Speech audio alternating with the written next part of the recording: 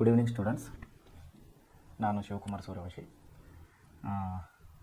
Present ಕ್ಲಾಸಸ್ನಲ್ಲಿ ಇವತ್ತು ನಿಮಗೆ ಕನ್ನಡ ವಿಷಯವನ್ನು ನಿಮಗೆ ಪಾಠ ಮಾಡೋಕ್ಕೆ ಬಂದಿದ್ದೇನೆ. ಇವತ್ತಿನ ದಿವಸ ಕನ್ನಡ ಅಧ್ಯಯನ ಅಂದರೆ 10ನೇ ತರಗತಿಗೆ ಕರ್ನಾಟಕ ಸರ್ಕಾರದಿಂದ ಪ್ರಕಟಿತವಾದಂಥ ಕನ್ನಡ ಮಾಧ್ಯಮ ಪ್ರಥಮ ಭಾಷೆ ಭಾಷೆ 1 ಪತ್ರಿಕೆಯನ್ನು ನಿಮಗೆ ಪರೀಕ್ಷೆಯಲ್ಲಿ ಬರ್ತದೆ. ಈ ಭಾಷೆ ಅನ್ನೋದು ಯಾವಾಗಲೂ ಕೂಡ ಪ್ರಥಮವಾಗಿ ಕನ್ನಡ ಮಾಧ್ಯಮದವರಿಗೆ ಕನ್ನಡ ಭಾಷೆ ಪ್ರಥಮ ಭಾಷೆ ಆಗಿರ್ತದೆ ಇದು. ಸೊ ಈ ಭಾಷೆದ ಒಂದು ನಿಮಗೆ ಪಾಠ ಮಾಡೋಕ್ಕೆ ನಾನು ಬಂದಿದ್ದೇನೆ.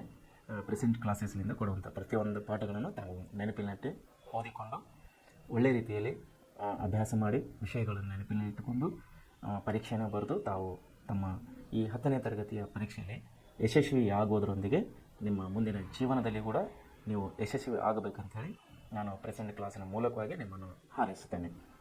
ಸೊ ಇವತ್ತಿನ ದಿವಸ ಮೊದಲನೇ ಪಾಠ, ಕನ್ನಡ ಅಧ್ಯಾಯದಲ್ಲಿ ಮೊದಲನೇ ಪಾಠ ನಮ್ಮ ಭಾಷೆ. ನಮ್ಮ ಪಾಠ ಕನ್ನಡ ಪಠ್ಯಪುಸ್ತಕದಲ್ಲಿ ನಿಮಗೆ ಮೊದಲನೇ ಭಾಷೆ ಬರುವುದು ನಮ್ಮ ಭಾಷೆ.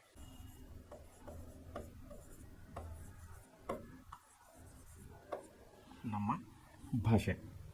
ಈ ನಮ್ಮ ಭಾಷೆಯ ಪಾಠವನ್ನು ಬರೆದವರು ಎಂ ಮರಿಯಪ್ಪ ಭಟ್ ಅಂತೇಳಿ.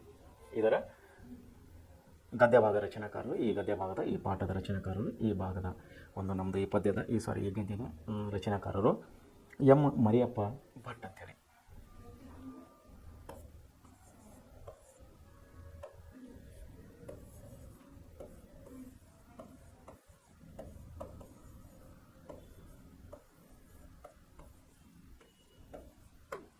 ಎಂ ಮರಿಯಪ್ಪ ಭಟ್. ಸೊ ನಾವು ಕನ್ನಡ ವಿಷಯದಲ್ಲಿ ಹೆಂಗಿರುತ್ತೆ ಅಂದರೆ, ನಾವು ಪಾಠವನ್ನು ಕೇಳುವಾಗ ಮುಂಚೆ ನಾವು ಈ ರಚನಾಕಾರರ ಪರಿಚಯವನ್ನು ನೋಡಿಕೊಳ್ಳೋದು ನಾವು ತುಂಬ ಇಂಪಾರ್ಟೆಂಟ್ ಆಗಿರ್ತದೆ. ಯಾವುದೇ ಭಾಷೆ ಆದರೂ ಕೂಡ, ಅದು ಕನ್ನಡ ಇರ್ಬೋದು, ಹಿಂದಿ ಇರ್ಬೋದು, ಇಂಗ್ಲೀಷ್ ಇರ್ಬೋದು, ಯಾವುದೇ ಭಾಷೆ ಇದ್ದರೆ ಅದರ ರಚನಾಕಾರರ ಪರಿಚಯವನ್ನು ನೋಡಿಕೊಳ್ಳೋದು ತುಂಬ ಮುಖ್ಯವಾಗಿರ್ತದೆ. ಸೊ ಈಗ ಈ ನಮ್ಮ ಭಾಷೆಯ ಒಂದು ಕೃತಿಕಾರರಾದಂಥ ರಚಿತಾದಂಥ ಎಂ ಮರಿಯಪ್ಪ ಭಟ್ನವ್ರ ಬಗ್ಗೆ ನಾವು ನೋಡಬೇಕಾದರೆ 1906ರಲ್ಲಿ ಎಂ ಮರಿಯಪ್ಪ ಭಟ್ನವರು 1906ರಲ್ಲಿ ದಕ್ಷಿಣ ಕನ್ನಡ ಜಿಲ್ಲೆ ಪುತ್ತೂರು ತಾಲೂಕಿನ ಕಬಕ್ ಎಂಬ ಗ್ರಾಮದಲ್ಲಿ ಇವರು ಜನಿಸಿದರು.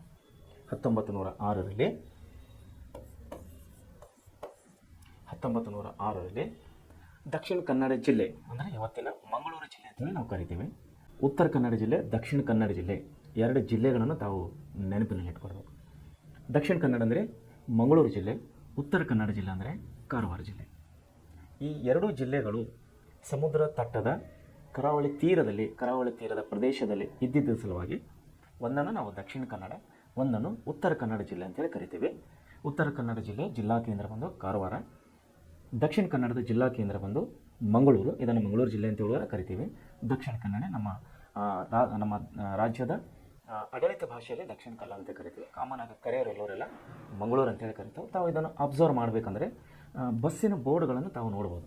ಎಕ್ಸಾಂಪಲ್, ಧಾರವಾಡದಿಂದ ಹೊರಟಂಥ ಬಸ್ಸನ್ನು ತಾವು ನೋಡಿದರೆ ಧಾರವಾಡ ದಕ್ಷಿಣ ಕನ್ನಡ ಅಂತ ಇರೋದಿಲ್ಲ, ಧಾರವಾಡ ಮಂಗಳೂರು ಅಂತೇಳಿ ಇರ್ತದೆ.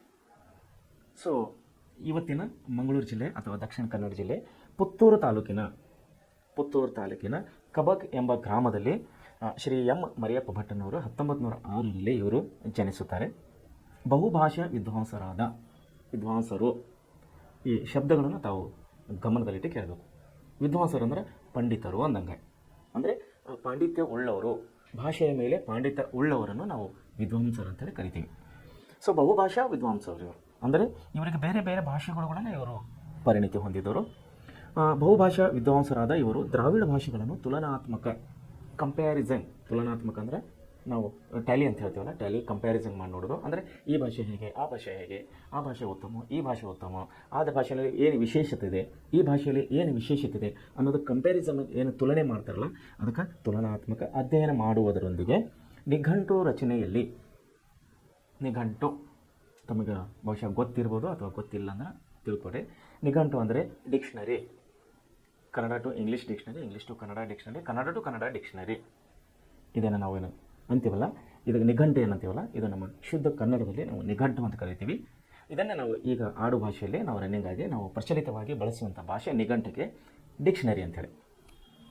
ಸೊ ಇವರು ಬಹುಭಾಷಾ ಪಂಡಿತರ ವಿದ್ವಾಂಸರಾದವರು ದ್ರಾವಿಡ ಭಾಷೆಗಳನ್ನು ತುಲನಾತ್ಮಕ ಅಧ್ಯಯನ ಮಾಡುವುದರೊಂದಿಗೆ ನಿಘಂಟು ರಚನೆಯಲ್ಲಿ ಅಂದರೆ ಕನ್ನಡ ಶಬ್ದಕೋಶ ರಚನೆಯಲ್ಲಿ ಅನುಪಮ ಸೇವೆ ಗೈದಿದ್ದಾರೆ. ಮದ್ರಾಸು ವಿಶ್ವವಿದ್ಯಾಲಯದಲ್ಲಿ, ಯಾವ ವಿಶ್ವವಿದ್ಯಾಲಯ? ಮದ್ರಾಸು ವಿಶ್ವವಿದ್ಯಾಲಯದಲ್ಲಿ ಕನ್ನಡ ಪ್ರಾಧ್ಯಾಪಕರಾಗಿ ಸೇವೆ ಸಲ್ಲಿಸಿದ್ದಾರೆ ಇವರು. ತುಳು ಇಂಗ್ಲೀಷ್ ನಿಘಂಟು, ತುಳು ಇಂಗ್ಲೀಷ್ ನೋಡಿಲಿ, ನಿಘಂಟು ಅಂದರೆ ನಿಮ್ಗೆ ಹೇಳಿನಲ್ಲ ಡಿಕ್ಷನರಿ, ತುಳು ಮತ್ತು ಇಂಗ್ಲೀಷ್, ತುಳು ಟು ಇಂಗ್ಲೀಷ್ ಡಿಕ್ಷನರಿಯನ್ನು ಇವರು ಅಭಿನವ ಮಂಗರಾಜನ ನಿಘಂಟು ಮತ್ತು ಜಾತಕ ತಿಲಕಂ ಮತ್ತು ಛಂದಸಾರ ಮೊದಲಾದ ಕೃತಿಗಳ ಕೃತ್ಯವಾಗಿ ಪ್ರಸಿದ್ಧರಾದವರು. ಕರ್ನಾಟಕ ಸರ್ಕಾರದ ಪುರಸ್ಕಾರ ಕೊಡುವಂಥ ಸಾಹಿತ್ಯ ಅಕಾಡೆಮಿಗೆ ಇವರು ಭಾಜನಾಗಿದ್ದಾರೆ. ಇವರಿಗೆ ಕರ್ನಾಟಕ ಸಾಹಿತ್ಯ ಪುರಸ್ಕಾರ ಕೂಡ, ಸಾಹಿತ್ಯ ಅಕಾಡೆಮಿ ಪುರಸ್ಕಾರ ಕೂಡ ಇವರಿಗೆ ಲಭಿಸಿದೆ. ಪ್ರಕೃತಿ ಗದ್ಯ ಭಾಗವನ್ನು ಎಂ ಮರಿಯಪ್ಪ ಭಟ್ ಅವರು ಕನ್ನಡ ಸಂಸ್ಕೃತಿ ಪ್ರಬಂಧ ಸಂಕಲನ ಕೃತಿಯಿಂದ ಆಯ್ಕೆ ಮಾಡಲಾಗಿದೆ. ಇದು ಏನಿದೆಲ್ಲ ಇವತ್ತಿನ ಪಾಠ ನಮ್ಮದು. ನಮ್ಮ ಭಾಷೆ ಅನ್ನುವಂಥ ಪಾಠವನ್ನು ಎಂ ಮರಿಯಪ್ಪ ಭಟ್ನವರು ಬರೆದಂಥ ಕನ್ನಡ ಸಂಸ್ಕೃತಿ ಎಂಬ ಪ್ರಬಂಧ ಸಂಕಲನದಿಂದ ಈ ಪಾಠವನ್ನು ಆಯ್ಕೆ ಮಾಡಿಕೊಳ್ಳಲಾಗಿದೆ. ಸೊ ಏನು ಆಶಯ, ಏನು ಕೃತಿಕಾರನ ಏನು ಆಶಯ ಆಗಿದೆ ಇಲ್ಲಿ? ಈ ಪಾಠವನ್ನು ಅವರು ಯಾಕೆ ಬರೆದಿದ್ದಾರೆ, ಅವ್ರಿಗೆ ಏನು ಅನಿಸಿದೆ, ಅವ್ರು ಯಾಕೆ ಬರೆದಿದ್ದಾರೆ, ಅವ್ರ ಆಶಯ ಏನು, ಅವ್ರ ಆಶಯ ಏನಾಗಿತ್ತು ಅನ್ನೋ ವಿಷಯ ನಾವು ಒಂದು 2 ನಿಮಿಷ ಒಳಗೆಲ್ಲ ನೋಡ್ಕೊಳ್ಳೋಣ. ಇಲ್ಲಿ ಏನಾಗಿದೆ ಆಶಯ, ಕೃತಿಕಾರನ ಆಶಯ ಇಲ್ಲಿ ಏನಾಗಿದೆ ಅಂದರೆ, ಆಶಯ ಏನಾಗಿದೆ ಅಂದರೆ ಕನ್ನಡ ಭಾಷೆ ಸಾಹಿತ್ಯ ಸ್ವರೂಪ ಇತಿಹಾಸವನ್ನು ವಿಶ್ಲೇಷಿಸುವ ಕನ್ನಡ ಸಂಕ್ಷಿಪ್ತ ಕನ್ನಡ ಸಾಹಿತ್ಯ ಚರಿತ್ರೆ ಕನ್ನಡದ ಮಹತ್ವವನ್ನು ಎತ್ತಿ ಹಿಡಿದಿದೆ. ಕನ್ನಡ ಭಾಷಾ ಬೆಳವಣಿಗೆ ಶಬ್ದ ಭಂಡಾರವನ್ನು ಪರಿಚಯಿಸುವ ಕಾಳಜಿ ಇಲ್ಲಿ ಪ್ರಧಾನವಾಗಿದೆ. ಮಾತೃಭಾಷೆ ಅಂತರ್ಯದಲ್ಲಿರುವ ಆತ್ಮೀಯತೆ, ಸೊಬಗು, ಅದರ ಬಳಕೆ ವಿಧಾನವನ್ನು ಅತ್ಯಂತ ಮನೋಜ್ಞವಾಗಿ ಈ ಪಾಠದಲ್ಲಿ ಇವರು ಅಭಿವ್ಯಕ್ತಿಪಡಿಸಿದ್ದಾರೆ. ನೋಡಿರಿ, ಕನ್ನಡ ಭಾಷೆ ಏನಪ್ಪ ಅಂದ್ರೆ ಅತ್ಯಂತ ಪುರಾತನ ಭಾಷೆ. ಕನ್ನಡ ಭಾಷೆ ಅತ್ಯಂತ ಪುರಾತನ ಭಾಷೆ. ಇಲ್ಲಿ ಆಶಯ ಏನಾಗಿದೆ, ಕೃತಿಕಾರನ ಏನು ಆಶಯ ಆಗಿದೆ ಅಂದರೆ ಇಲ್ಲಿ ಈ ಭಾಷೆಯ ಸಾಹಿತ್ಯ ಸ್ವರೂಪ ಇತಿಹಾಸವನ್ನು ವಿಶ್ಲೇಷಿಸುವ ಸಂಕ್ಷಿಪ್ತ ಕನ್ನಡ ಸಾಹಿತ್ಯ ಚರಿತ್ರೆ ಕನ್ನಡದ ಒಂದು ಮಹತ್ವವನ್ನು ಇಲ್ಲಿ ಎತ್ತಿ ಹಿಡಿದಿದೆ. ಕನ್ನಡ ಭಾಷೆಯ ಬೆಳವಣಿಗೆ, ಯಾವ ರೀತಿ ಕನ್ನಡ ಭಾಷೆ ಬೆಳವಣಿಗೆ ಆಕೋತ ಬಂತು, ಇದರ ಲಿಪಿಗಳು ಯಾವ ರೀತಿ ಅಭಿವೃದ್ಧಿ ಆಕೋತ ಬಂದವು, ರಾಜ ಮಹಾರಾಜರ ಕಾಲದಲ್ಲಿ ಲಿಪಿಗಳು ಯಾವ ರೀತಿ ಇದ್ದವು, ಅನಾದಿ ಕಾಲದಲ್ಲಿ ಕನ್ನಡ ಭಾಷೆ ಯಾವ ರೀತಿ ಲಿಪಿಗಳಿದ್ದವು, ಅದನ್ನು ಮುಂದೆ ಯಾವ ರೀತಿ ಬದಲಾವಣೆ ಆಗ್ತಾ ಬಂತು, ಯಾವ ರೀತಿ ಸುಧಾರಣೆ ಆಗ್ತಾ ಬಂತು, ಅಕ್ಷರಗಳ ಜೋಡಣೆ, ಈ ರೀತಿ ಇದರ ಒಂದು ಬೆಳವಣಿಗೆ ಏನಿದೆ, ಕನ್ನಡ ಭಾಷೆಯ ಬೆಳವಣಿಗೆ ಏನಿದೆ, ಇದನ್ನು ಶಬ್ದ ಭಂಡಾರವನ್ನು ಪರಿಚಯಿಸುವ ಪ್ರಧಾನವಾಗಿ ಇದರ ಬಗ್ಗೆ ಕಾಳಜಿಯನ್ನು ಇಲ್ಲಿ ಲೇಖಕರು ಇಲ್ಲಿ ತಗೊಂಡಿದ್ದಾರೆ. ಮಾತೃಭಾಷೆಯ ಆಂತರ್ಯದಲ್ಲಿ ಆತ್ಮೀಯತೆ, ಅದರ ಸೊಬಗು, ಅದರ ಬಳಕೆ, ಅದರ ವಿಧಾನ ಅತ್ಯಂತ ಮನೋಜ್ಞವಾಗಿ ಇಲ್ಲಿ ಕೃತಿಕಾರರು ನಮಗೆ ಈ ಪಾಠದಲ್ಲಿ ತಿಳಿಸಿಕೊಟ್ಟಿದ್ದಾರೆ. ಇಲ್ಲಿ ಕೆಲವೊಂದು ನಾವು ಭಾಷೆಗೆ ಬಂದ ಮೇಲೆ ಬಹುಶಃ ಕನ್ನಡ, ಹಿಂದಿ, ಇಂಗ್ಲೀಷ್ ಮತ್ತು ಬೇರೆ ಯಾವುದೇ ಭಾಷೆ ಆದರೂ ಕೂಡ, ತೆಲುಗು, ಮರಾಠಿ, ತಮಿಳ್, ತುಳು ಯಾವುದೇ ಭಾಷೆ ಆದರೂ ಕೂಡ ಈ ಶಬ್ದಗಳ ಅರ್ಥಗಳನ್ನು ನಾವು ತುಂಬ ಇಂಪಾರ್ಟೆಂಟಾಗಿ ನಾವು ನೋಡ್ಕೊಳ್ಬೇಕು. ಕಠಿಣ ಶಬ್ದಗಳ ಅರ್ಥಗಳನ್ನು ನಾವು ಅರ್ಥ ಮಾಡ್ಕೋಬೇಕು. ಈ ಪಾಠದಲ್ಲಿ ಬರುವಂಥ ಕಠಿಣ ಶಬ್ದಗಳನ್ನು ಕೆಲವೊಂದು ಇಲ್ಲಿ ಕೊಟ್ಟಿದ್ದಾರೆ. ಅದನ್ನು ನಾವು, ಯಾಕಂದರೆ ಕಠಿಣ ಶಬ್ದಗಳೇ ನಮ್ಮನ್ನು ಅರ್ಥ ಆಗಿಲ್ಲ ಅಂದಮೇಲೆ, ಅದರ ಅರ್ಥನೇ ನಮ್ಮನ್ನು ಅರ್ಥ ಆಗಿಲ್ಲ ಅಂದಮೇಲೆ ಶಬ್ದಗಳ ಅರ್ಥ ನಾವು ಪಾಠ ತಿಳ್ಕೊಳ್ಳೋಕ್ಕೆ ನಮಗೆ ತುಂಬ ಕಷ್ಟ ಆಗುತ್ತೆ. ಶಬ್ದಗಳ ಅರ್ಥನೇ ನಮ್ಮನ್ನು ಆಗಿಲ್ಲ ಅಂದಮೇಲೆ ನಾವು ಪಾಠ ಹೆಂಗೆ ತಿಳ್ಕೋತು, ಮುಂದೆ ಹೆಂಗೆ ಪರೀಕ್ಷೆ ಬರೆಯೋದು? ಹೋಗಲಿ ಬಿಡಿ, ನಮ್ಮ ದಿನನಿತ್ಯದಲ್ಲಿ ಎಕ್ಸಾಂಪಲ್ ಇದು ನೋಡಿ, ನಾವು ಮಧ್ಯ ಕರ್ನಾಟಕ ಅಥವಾ ಉತ್ತರ ಕರ್ನಾಟಕ ಧಾರವಾಡನಲ್ಲಿದ್ದೀವಿ. ಉತ್ತರ ಕರ್ನಾಟಕ ಬೀದರ್, ಗುಲ್ಬರ್ಗ ಹೋದರೆ ಆ ವರ್ಡ್ಸ್ಗಳು ಅಂದರೆ ಆ ಶಬ್ದಗಳನ್ನು ಬೇರೆ ಟೈಪ್ ನಾವು ಉಚ್ಚಾರ ಮಾಡ್ತೀವಿ. ದಕ್ಷಿಣ ಕನ್ನಡ ಮಂಗಳೂರು, ಬೆಂಗಳೂರು ಹೋದರೆ ಅಲ್ಲಿ ಶಬ್ದಗಳು ಬೇರೆ ಆಗುತ್ತವೆ. ಪೂರ್ವದಲ್ಲಿ ನಾವು ಬಳ್ಳಾರಿ, ಈ ಸೈಡ್ ರಾಯಚೂರು ಸೈಡ್ ಹೋದರೆ ಅಲ್ಲಿ ಶಬ್ದಗಳು ಬೇರೆ, ವಿಭಿನ್ನ ರೀತಿಯ ಶಬ್ದಗಳನ್ನು ನಾವು ಕನ್ನಡದಲ್ಲಿ ಕಾಣ್ತೀವಿ. ಎಕ್ಸಾಂಪಲ್ ಇಲ್ಲಿ ನಾವು ಬೆಳಗಾವಿ ಹೋದರೆ ಕೂಡ ಇಲ್ಲಿ ಕೂಡ ಶಬ್ದಕೋಶಗಳನ್ನು ನಾವು ಬೇರೆ ಟೈಪೇ ಕಾಣ್ತೀವಿ. ಅಂದರೆ ವರ್ಡ್ಸ್ಗಳನ್ನು ಸ್ವಲ್ಪ ಎಳೆದ ಭಾಷೆಗಳನ್ನು ಮಾತಾಡೋದು ನಾವು ಇಲ್ಲಿ ಕಾಣ್ತೀವಿ. ಎಕ್ಸಾಂಪಲ್ ಹೇಳಿದರೆ ಈಗ ನೋಡಿ, ಬಳ್ಳಾರಿ ಸೈಡ್ ಹೋದರೆ ಆಡು ಭಾಷೆಯಾಗಿ ಏನಪ್ಪ ಗೌಡ ಚೆನ್ನಾಗಿದೆಯಾ ಅಂತಾರೆ. ಏನಪ್ಪ ಗೌಡ ಚೆನ್ನಾಗಿದೆಯಾ, ಎಲ್ಲಿ? ಬಳ್ಳಾರಿ ಸೈಡ್ ಹೋದರೆ. ಇದನ್ನೇ ನಾವು ಮಂಗಳೂರು ಸೈಡ್ ಹೋದರೆ ಎಂತ ಮಾರೋ ಚೆನ್ನಾಗಿದ್ದಾರೆ ತಾವು, ಎಂತ ಮಾಡೋದು, ಈ ಭಾಷೆಗಳನ್ನು ಆಡ್ತಾರೆ. ಸೊ ನಾನು ಹೇಳೋ ಉದ್ದೇಶ ಏನಂದರೆ, ಈ ನಮ್ಮ ದೇಶದಲ್ಲಿ ವಿಶೇಷವಾಗಿ ಈ ಭೂಮಿಯಲ್ಲಿ, ವಿಶೇಷವಾಗಿ ಭಾರತದಲ್ಲಿ ಈ ಒಂದು ಸರ್ವೆ ಪ್ರಕಾರ 40 to 50 ಕಿಲೋಮೀಟರ್ ಅಂದರೆ 40 ರಿಂದ 50 ಕಿಲೋಮೀಟರ್ ಡಿಸ್ಟೆನ್ಸ್ ಮೇಲೆ ಪ್ರದೇಶದ ಚೇಂಜ್ ಆದಮೇಲೆ, ಪ್ರದೇಶ 40 ರಿಂದ 50 ಕಿಲೋಮೀಟರ್ ಮೇಲೆ ನಾವು ಹಾದು ಹೋದ್ಮೇಲೆ ಇಲ್ಲಿನ ನೀರಿನ ಟೇಸ್ಟ್ ಚೇಂಜ್ ಆಗುತ್ತದೆ, ಇಲ್ಲಿನ ಜನರ ಉಡುಗೆ ತೊಡುಗೆಗಳನ್ನು ಚೇಂಜ್ ಆಗ್ತದೆ, ಇಲ್ಲಿನ ಭಾಷೆಗಳ 50 ಕಿಲೋಮೀಟರ್ ಡಿಸ್ಟೆನ್ಸಲ್ಲಿ ನಾವು ಚೇಂಜಸ್ಸನ್ನು ಕಾಣ್ತೀವಿ. ಉದಾಹರಣೆಗಾಗಿ ತಾವು ಇಲ್ಲಿಂದ ಗದಗ ಹೋದರೆ ಸ್ವಲ್ಪ ಗದಗ ಭಾಷೆಯನ್ನು ನಾವು ಅಬ್ಸರ್ವ್ ಮಾಡ್ಬೋದು. ಗದಗ ವರ್ಡ್ಸ್ಗಳನ್ನು ನೀವು ಅಬ್ಸರ್ವ್ ಮಾಡ್ಬೋದು. ಅಂದರೆ ಇಲ್ಲಿಂದ ನಮಗೆ ಬೆಳಗಾವಿ ವರ್ಡ್ಸ್ಗಳು ನೀವು ಅಬ್ಸರ್ವ್ ಮಾಡ್ಬೋದು. ಅಂದರೆ ಒಂದು ಸೈಡ್ ಗದಗ ಇದೆ ನಮ್ಮ ಧಾರವಾಡಕ್ಕೆ, ಒಂದು ಸೈಡ್ ಬೆಳಗಾವಿ ಇದೆ. ನೀವು ಕಂಪ್ಯಾರಿಸನ್ ಮಾತಾಡಿದ್ರೆ ರಿಲೇಷನ್ ಫ್ರೆಂಡ್ಸ್ ಏನಿರ್ತಾರೆ, ಈ ಕಡೆ ನಿಮ್ಮ ರಿಲೇಷನ್ ಫ್ರೆಂಡ್ಸ್ ಏನಿರ್ತಾರೆ ಅವ್ರ ಜೊತೆ ಮಾತಾಡಿ, ಗೊತ್ತಾಗ್ಬಿಡುತ್ತೆ ನಮಗೆ ಎಷ್ಟು ಡಿಫ್ರೆನ್ಸ್ ಇದೆ.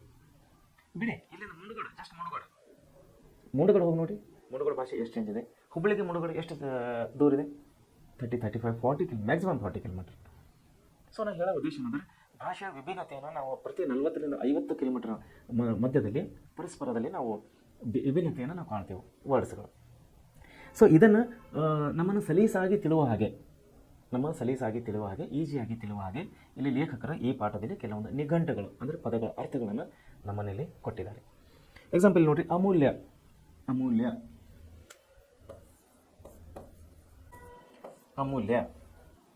ಅಮೂಲ್ಯವಾದಂಥ ಇದರ ಅರ್ಥ ಏನಾಗುತ್ತೆ ನಮಗೆ? ಬೆಲೆ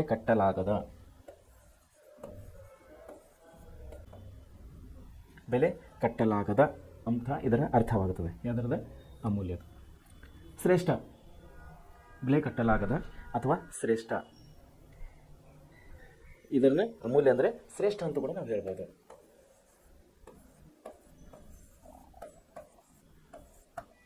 ಶ್ರೇಷ್ಠ ಕೂಡ ಅಂತೇಳಿ ನಾವು ಹೇಳ್ಬೋದು. ಅಮೂಲ್ಯ ಎಂಬುದು ಪದದ ಅರ್ಥವನ್ನು ಒಂದು ಬೆಲೆ ಕಟ್ಟಲಾಗದು, ಎರಡನೇದು ಶ್ರೇಷ್ಠ ಎಂಬ ಪದದ ಮೂಲಕವಾಗಿ ನಾವು ಅಮೂಲ್ಯ ವಸ್ತುವನ್ನು ನಾವು ಶಬ್ದವನ್ನು ನಾವು ಇಲ್ಲಿ ಅರ್ಥವನ್ನು ತಿಳ್ಕೊಬೋದು. ಅದೇ ರೀತಿ ನಿರೀಕ್ಷಿಕ ಅಂದರೆ ಸೂಕ್ಷ್ಮವಾಗಿ ಅವಲೋಕಿಸುವುದು. ಕೆಲವೊಂದು ಡಿಪಾರ್ಟ್ಮೆಂಟ್ಗಳದ, ಬಹುಶಃ ತಾವು 10ನೇ ಕ್ಲಾಸಿಗೆ ಬಂದಂಥ ಮಕ್ಕಳ ಮೈಂಡ್ ನಿಮ್ಮದು ಸ್ವಲ್ಪ ಹೊರಗಡೆ ಬರಬೇಕು. ಅಂದರೆ ಬಾಹ್ಯ ಜ್ಞಾನವನ್ನು ಕೂಡ ತಾವು ತಗೋಬೇಕು. ನಿರೀಕ್ಷಕರು ಎಕ್ಸಾಂಪಲ್, ಒಂದು ನಮ್ಮದು ಆಹಾರ ಇಲಾಖೆ ಅಂತೇಳಿ ನಮ್ಮ ರಾಜ್ಯ ಸರ್ಕಾರದಲ್ಲಿ ಒಂದು ಆಹಾರ ಇಲಾಖೆ ಅಂತೇಳಿದೆ. ಆಹಾರ ಇಲಾಖೆ ಒಂದು ಜಿಲ್ಲೆಗೆ ಒಬ್ಬರು ಆಹಾರ ನಿರೀಕ್ಷಕರು ಅಂತ ಹೇಳ್ತಾರೆ. ಆಹಾರ ನಿರೀಕ್ಷಕರು ಕಾರ್ಯಾಲಯ, ಕರ್ನಾಟಕ ಸರ್ಕಾರ ಕಾರ್ಯಾಲಯ ಆಹಾರ ನಿರೀಕ್ಷಕರು, ಧಾರವಾಡ ಜಿಲ್ಲೆ, ಧಾರವಾಡ. ನಿರೀಕ್ಷಕರು ಏನದು? ನಿರೀಕ್ಷಕರು ಸೂಕ್ಷ್ಮವಾಗಿ ಅವಲೋಕಿಸುವವನು ಇವನಿಗೆ ನಿರೀಕ್ಷಕರು ಅಂತಾರೆ. ಆಹಾರ ನಿರೀಕ್ಷಕರು, ಪೊಲೀಸ್ ನಿರೀಕ್ಷಕರು, ನೀರಾವರಿ ಇಲಾಖೆ ನಿರೀಕ್ಷಕರ, ಅಧೀಕ್ಷಕರು ಅಂಥೇಳಿ ಕೆಲವೊಂದು ವರ್ಡ್ಸ್ಗಳು ನಮ್ಮದೇನು ಹಳೆ ಕನ್ನಡದ ಏನು ಶಬ್ದಗಳದವು ಅದನ್ನು ನಾವು ಓದಬೇಕು, ತಿಳ್ಕೋಬೇಕು. ಹೋಗ್ರಿ ಎಲ್ಲಾದರೂ ಡಿಪಾರ್ಟ್ಮೆಂಟ್ಲಿ ಇಲಾಖಾವಾರುಗಳನ್ನು ನೀವು ತಿರುಗಿದ್ರೆ ಆಹಾರ ನಿರೀಕ್ಷಕರು ಅಂತಿದ್ದಾರೆ ಇವಾಗ ಕೂಡ. ಸೊ ನಿರೀಕ್ಷಕರು ಅಂದ್ರೆ ಅರ್ಥ ಏನದಂದ್ರೆ ಸೂಕ್ಷ್ಮವಾಗಿ ಅವಲೋಕಿಸುವುದು ಅಂತ ಅರ್ಥ. ನಿರೀಕ್ಷಣೆ ಮಾಡೋದು, ಸೂಕ್ಷ್ಮವಾಗಿ ಅವಲೋಕನ ಮಾಡೋದು. ಮೇಧಾಶಕ್ತಿ ಅಂದರೆ ಬುದ್ಧಿ ಸಾಮರ್ಥ್ಯ. ಜಂತು ಜೀವಿ. ಗತಕಾಲ ಅಂದರೆ ಗತಿಸಿ ಹೋದ ಕಾಲ, ಕಳೆದು ಹೋದ ಕಾಲ. ಹಿಸ್ಟ್ರಿ ಕಳೆದು ಹೋದ, ನಿನ್ನೆವರೆಗೆ ಏನು ಕಳೀತಲ್ಲ, ಗತಿಸಿ ಹೋದ ಕಾಲ, ಅದು ಕಳೆದು ಹೋದ ಕಾಲ. ಆ ಕಾಲ ನಮಗೆ ಬರೋದಿಲ್ಲ. ನಮ್ಮ ಜೀವನದಲ್ಲಿ, ನಿಮ್ಮ ಜೀವನದಲ್ಲಿ ನಿನ್ನೆ ಹೋದಂಥ, ನಿನ್ನೆ ಡೇಟ್ ಎಷ್ಟು? 8 ತಾರೀಕು 7ನೇ ತಿಂಗಳು 2025 ನಿಮ್ಮ ಜೀವನದಲ್ಲಿ, ನನ್ನ ಜೀವನದಲ್ಲಿ ಯಾವತ್ತೂ ಬರೋದಿಲ್ಲ. ಬರುತ್ತಾ? ಅಬ್ಸರ್ವ್ ಮಾಡಿ, ನೆನಪು ಮಾಡ್ಕೊಡಿ. ಬರುತ್ತೆ ನೋಡಿರಿ, ಚಾನ್ಸೇ ಇಲ್ಲ. ಸೊ ಸಿಕ್ಕಂಥ ಸಮಯ ದೇವರು ನಮಗೆ ಏನು ಸಮಯ ಕೊಟ್ಟಿದ್ದಾನೆ, ಇದನ್ನು ನಾವು ಸೂಕ್ಷ್ಮವಾಗಿ ಬಳಸಿಕೊಳ್ಳಬೇಕು. ಯಾಕಂದ್ರೆ ನೋಡಿ, ನಿನ್ನೆ ಡೇಟ್ ಮುಗೀತು ನಮಗೆ. ನಿನ್ನೆ ದಿನ, ನಿನ್ನೆ ಯಾವಾರ? ಮಂಗಳವಾರ, 8ನೇ ತಾರೀಕು ಜುಲೈ 2025. ನಮ್ಮ ಜೀವನದಲ್ಲಿ ಆ ಸಮಯ, ಆ ದಿನ, ಆ ಗಳಿಗೆ ಬರಲಿಕ್ಕೆ ಸಾಧ್ಯನೇ ಇಲ್ಲ. ಗತಿಸಿ ಹೋದ ಕಾಲ, ಬಿಕಾಸ್ ಹೋಯ್ತದು, ಗತಿಸಿ ಹೋಗಿದೆ. ಪಾಸ್ಟ್ ಟೆನ್ಸ್, ಗತಿಸಿ ಹೋದಲ್ಲ, ಪಾಸ್ಟ್ ಟೆನ್ಸ್ ಬರ್ತದೆ, ಮುಂದೆ ಗ್ರಾಮರ್ನಲ್ಲಿ ಬರ್ತದೆ. ಅದು ಭೂತಕಾಲ, ಭವಿಷ್ಯತ್ ಕಾಲ ಮತ್ತು ವರ್ತಮಾನ ಕಾಲ. ಭೂತಕಾಲದು ಮುಗಿತದು, ಗತಿಸಿ ಹೋದ ಕಾಲ. ಸೊ ಅದರ ಸದುಪಯೋಗ ನಾವು ತಗೋಬೇಕು. ಒಂದು ವೇಳೆ ನಾವು ತೊಗೊಂಡಿಲ್ಲ ಅಂದ್ರೆ ಆ ಸಮಯನ ನಾವು ಕಳ್ಕೊಂಡ ಹಾಗೆ. ಸೊ ಅದನ್ನೇ ಇಲ್ಲಿ ಕೊಡ್ತಾ ಇದ್ದಾನೆ, ಗತಿಸಿ ಹೋದ ಕಾಲ. ಸೊ ಪ್ರಾಚೀನ ಕಾಲ. ಪಿಯೂಷ್ ಅಂದರೆ ಅಮೃತ. ತೇಜಿಸು ಅಂದರೆ ಬೆಳೋ ಅಥವಾ ತೊರೆ. ಪರಿಷ್ಕರಿಸು, ತಿದ್ದುಪಡಿಸು ಅಥವಾ ತಿದ್ದು ಅಥವಾ ಸರಿಪಡಿಸು. ಗ್ರತ್ಯ ಅಂದರೆ ತುಪ್ಪ. ತೈಲ ಅಂದರೆ ಎಣ್ಣೆ. ಸ್ವಾದ ಅಂದರೆ ರುಚಿ. ಅಸ್ವಾದು ಅಂದರೆ ಅರುಚಿ ಅಥವಾ ರುಚಿ ಇಲ್ಲದು. ಅಭಿಮತ ಅಂದರೆ ಅಭಿಪ್ರಾಯ. ಪುಂಗವ ಅಂದರೆ ಪುಂಗವ ಅಂದರೆ ಶ್ರೇಷ್ಠ. ಉದ್ಘೋಷಿಸು. ಉದ್ಘೋಷಿಸು ಅಂದರೆ ಸಾರಿ ಹೇಳು, ಗಟ್ಟಿಯಾಗಿ ಹೇಳು. ಎರವಲು ಕಂಡ, ಕಂಗಾಲು, ಕೆಂಗೇಡು, ದಿಕ್ಕು ತೋಚದಿರು. ಸೊ ಇವು ಕೆಲವೊಂದು ಕಠಿಣ ಪದಗಳನ್ನು ನಮಗೆ ಈ ಪಾಠದಲ್ಲಿ ಲೇಖಕರು ಕೊಟ್ಟಿದ್ದಾರೆ. ಸಾಧ್ಯ ಆದಷ್ಟು ಮಟ್ಟಿಗೆ ನಿಮ್ಮನ್ನು ನಾನು ತಿಳಿಸಿದ್ದೀನಿ. ನೀವು ಇನ್ನೂ ಓದಬೇಕು. ಈ ಶಬ್ದಾರ್ಥಗಳನ್ನು ತಾವು ಒಳ್ಳೆ ರೀತಿಯಲ್ಲಿ ನೆನಪಿಟ್ಕೋಬೇಕು. ಸೊ ಈ ರೀತಿ ಕಠಿಣ ಶಬ್ದಗಳಾದಮೇಲೆ ನಾವು ಈಗ ಏನಾಗ್ತಾ ಇತ್ತು, ಯಾಕೆ ಈ ಕವನವನ್ನು ಅವರು ಈ ಗದ್ಯವನ್ನು ಅವರು ಬರೆದರು, ಈ ಪಾಠವನ್ನು ಅವರು ಯಾಕೆ ಬರೆದರು, ಅದ್ರ ಬಗ್ಗೆ ಒಂದಿಲ್ಲಿ ಟಿಪ್ಪಣಿಯನ್ನು ಕೊಡಲಾಗಿದೆ. ಅವಾಗೇನಾಗಿತ್ತು ಅಂದರೆ ಬ್ರಿಟಿಷರ ಆಳ್ವಿಕೆಯ ಕಾಲದಲ್ಲಿ ರಾಜ್ಯರ ಆಡಳಿತವನ್ನು ನೋಡುತ್ತಿದ್ದ ಅಧಿಕಾರ ವರ್ಗದವರು, ವೈಸ್ರಾಯ್, ಕಲೆಕ್ಟರ್ ಮುಂತಾದ ಪ್ರಾಂತಾಧಿಕಾರಿಗಳು ಇದ್ದರು. ಅವಾಗ ಕಣ್ಣೆಂಜಲು ಅಂದರೆ ಕಣ್ಣಿನಿಂದ ಬರುವ ಕಲ್ಮಶ. ಕಣ್ಣಂಜಲು ಅಂದರೆ ಕಲ್ಲಿನಿಂದ ಬರುವ ಕಲ್ಮಶ. ಪಿಸುರು ಕೆಟ್ಟ ವಸ್ತು ಅಂತ ಅರ್ಥ. ಹಿಕ್ಕು ಅಂದರೆ ಕೆಟ್ಟ ಕಣ್ಣಿನ ನೋಟದಿಂದ ಆಗುವ ಕೆಡಕು. ಅದನ್ನೇನಂತೇವೆ ನಾವು? ಹಿಕ್ಕು ಅಂದರೆ ಕೆಟ್ಟ ಕಣ್ಣಿನಿಂದ ನೋಟದಿಂದ ಆಗುವ ಕೆಡಕು. ಸೊ ಈ ರೀತಿ ಈ ಮೊದಲನೇ ಪಾಠದಲ್ಲಿ ನಮಗೆ ಕೊಟ್ಟಂಥ ಈ ಶಬ್ದ ಭಂಡಾರನು ತಾವು ಒಳ್ಳೆ ರೀತಿಯಲ್ಲಿ ನೆನಪಿಟ್ಕೋಬೇಕು. ಈಗ ನಾವು ಪಾಠಕ್ಕೆ ಬರೋಣ. ನಾವು ಎಂ ಮರಿಯಪ್ಪನವರು ಒಳ್ಳೆ ರೀತಿಯಲ್ಲಿ ಈ ಪಾಠವನ್ನು ಬರೆದಿದ್ದಾರೆ. ನಿಮಗೆ ಹೇಳಿದ ಹಾಗೆ 1906ರಲ್ಲಿ ಇವರು ದಕ್ಷಿಣ ಕನ್ನಡ ಜಿಲ್ಲೆ ಪುತ್ತೂರು ತಾಲೂಕಿನ ಯಾವರದು ಕಬಕ್ ಅನ್ನೋ ಗ್ರಾಮದಲ್ಲಿ ಇವರು ಹುಟ್ಟಿದರು. ಕಬಕ್, ಪುತ್ತೂರು.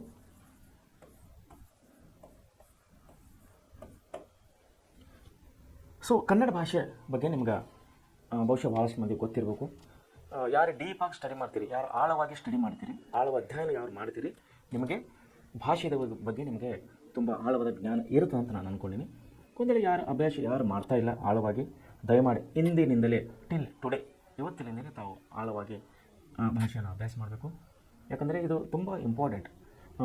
125 ಮಾರ್ಕ್ಸ್ 10ನೇ ನಿಮಗೆ ಆ್ಯನ್ಯುವಲ್ ಎಕ್ಸಾಮ್ನಲ್ಲಿ, ವಾರ್ಷಿಕ ಪರೀಕ್ಷೆಯಲ್ಲಿ ಪ್ರಶ್ನೆ ಪತ್ರಿಕೆ ನಿಮಗೆ ಬರೋದು 125 ಮಾರ್ಕ್ಸ್ ಇದೆ. ಬೇರೆ subject 100 marks, Kannada subject 125. So ಇದರಲ್ಲಿ ಮಾರ್ಕ್ಸನ್ನು ನೀವು ಸ್ಕೋರ್ ಮಾಡ್ಬೋದು, ಒಳ್ಳೆ ರೀತಿಯಲ್ಲಿ ಸ್ಕೋರ್ ಮಾಡ್ಬೋದು. ನಿಮ್ಮ 10ನೇ ಫಲಿತಾಂಶವನ್ನು ನೀವು ಸ್ವಲ್ಪ ಉನ್ನತ ಶ್ರೇಣಿಗೆ ತಾವು ಏರಿಸ್ಕೋಬೇಕಂದ್ರೆ ನೀವು ಭಾಷೆಗಳಲ್ಲಿ ಅಂದರೆ ಕನ್ನಡ ಆಯಿತು, ಹಿಂದಿ ಆಯಿತು, ಇಂಗ್ಲೀಷ್ ಆಯಿತು, ಈ 3 ಭಾಷೆಗಳನ್ನು ಒಳ್ಳೆ ರೀತಿಯಲ್ಲಿ ಸ್ಟಡಿ ಮಾಡಿದರೆ ನಿಮಗೆ ಹೆಚ್ಚಿನ ಸ್ಕೋರ್ಗಳನ್ನು ತಂದು ಕೊಡ್ತೇವೆ. ಯಾಕಂದರೆ ಒಂದು ನಮ್ಮ ಆಡುಭಾಷೆ, ಎರಡನೇದಾಗಿ ಗದ್ಯ ಪದ್ಯಗಳು, ಮೂರನೇದಾಗಿ ಚಿಕ್ಕವರಿಂದ ನಾವು ಕನ್ನಡನ ಓದುತ್ತಾ ಬರಿತಾ ಬಂದಿದ್ದೀವಿ. ಸೊ ಈ ಎಲ್ಲ ಅಂಶಗಳನ್ನು ಕೂಡಿದರೆ ನಿಮಗೆ 10ನೇ ಕ್ಲಾಸ್ನಲ್ಲಿ ಮಾರ್ಕ್ಸ್ ಸ್ಕೋರ್ ಮಾಡಲಿಕ್ಕೆ ಭಾಷೆಗಳು, ಅದು ಕನ್ನಡ, ಹಿಂದಿ, ಇಂಗ್ಲೀಷ್ ಯಾವುದೇ ಇದ್ದರೂ ಕೂಡ ನಿಮಗೆ ಒಳ್ಳೆ ರೀತಿಯಲ್ಲಿ ಅನುಕೂಲ ಆಗುತ್ತದೆ. ನಿಮಗೆ ಸ್ಕೋರ್ ಹೆಚ್ಚಿಗೆ ಮಾಡಲಿಕ್ಕೆ ಅನುಕೂಲ ಆಗುತ್ತದೆ. ತಾವುಗಳು ಈ ಭಾಷೆಗಳನ್ನು ಒಳ್ಳೆ ರೀತಿಯಲ್ಲಿ ಸ್ಟಡಿ ಮಾಡಬೇಕಂತೇಳಿ ನಾನು ನಿಮ್ಮನ್ನು ಕೇಳ್ಕೊತೀನಿ. ವಿಶೇಷವಾಗಿ ಕನ್ನಡ, ಅದು 125 ಮಾರ್ಕ್ಸ್. ಭಾಷೆ ಅಂದಮೇಲೆ ಬಂದ ಮೇಲೆ ಕನ್ನಡ ಭಾಷೆ ಇವಾಗ ನಾವು ಅಭ್ಯಾಸ ಮಾಡ್ತಾ ಇರೋದು. ಕನ್ನಡ ಭಾಷೆ ಬಗ್ಗೆ ನಿಮಗೆ ಕೆಲವೊಂದು ಮಿನಿಮಮ್ ಮಾಹಿತಿ ನಿಮಗಿರಬೇಕು. ಕನ್ನಡ ಭಾಷೆಯು ನಮ್ಮ ಭಾರತ ದೇಶದಲ್ಲಿ ಅತ್ಯಂತ ಪ್ರಮುಖವಾದಂಥ ಭಾಷೆ, ವಿಶೇಷವಾಗಿ ದಕ್ಷಿಣ ಭಾರತದಲ್ಲಿ ಇದು ತುಂಬ ಹಳೆಯದಾದಂಥ ಭಾಷೆ ನಮ್ಮ ಕನ್ನಡ ಭಾಷೆ. ಈ ಭಾಷೆಗೆ ನಮಗೆ ಇಲ್ಲಿವರೆಗೆ ಪ್ರತಿಯೊಂದು ಪ್ರತಿಯೊಂದು ಸಾಹಿತ್ಯಕ್ಕೆ ಕೇಂದ್ರ ಸರ್ಕಾರದಿಂದ, ಭಾರತ ಸರ್ಕಾರದಿಂದ ಕೊಡುವಂಥ ಒಂದು ಉನ್ನತವಾದಂಥ ಒಂದು ಪ್ರಶಸ್ತಿಗೆ ನಾವೇನಂತೇವೆ ಅಂದರೆ ಜ್ಞಾನಪೀಠ ಪುರಸ್ಕಾರ. ಜ್ಞಾನಪೀಠ ಪ್ರಶಸ್ತಿಯನ್ನು ಸರ್ಕಾರ ಪ್ರತಿ ವರ್ಷ ಸಾಹಿತ್ಯ ಕ್ಷೇತ್ರದಲ್ಲಿ ಸೇವೆ ಸಲ್ಲಿಸಿದವರಿಗೆ ಕೊಡಲ್ಪಡುತ್ತದೆ.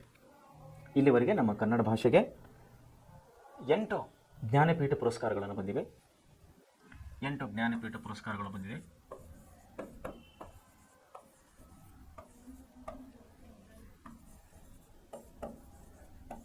ಫಸ್ಟ್ ಜ್ಞಾನಪೀಠ ಪ್ರಶಸ್ತಿ ಪಡೆದವರು ಕುವೆಂಪು ಅವರು.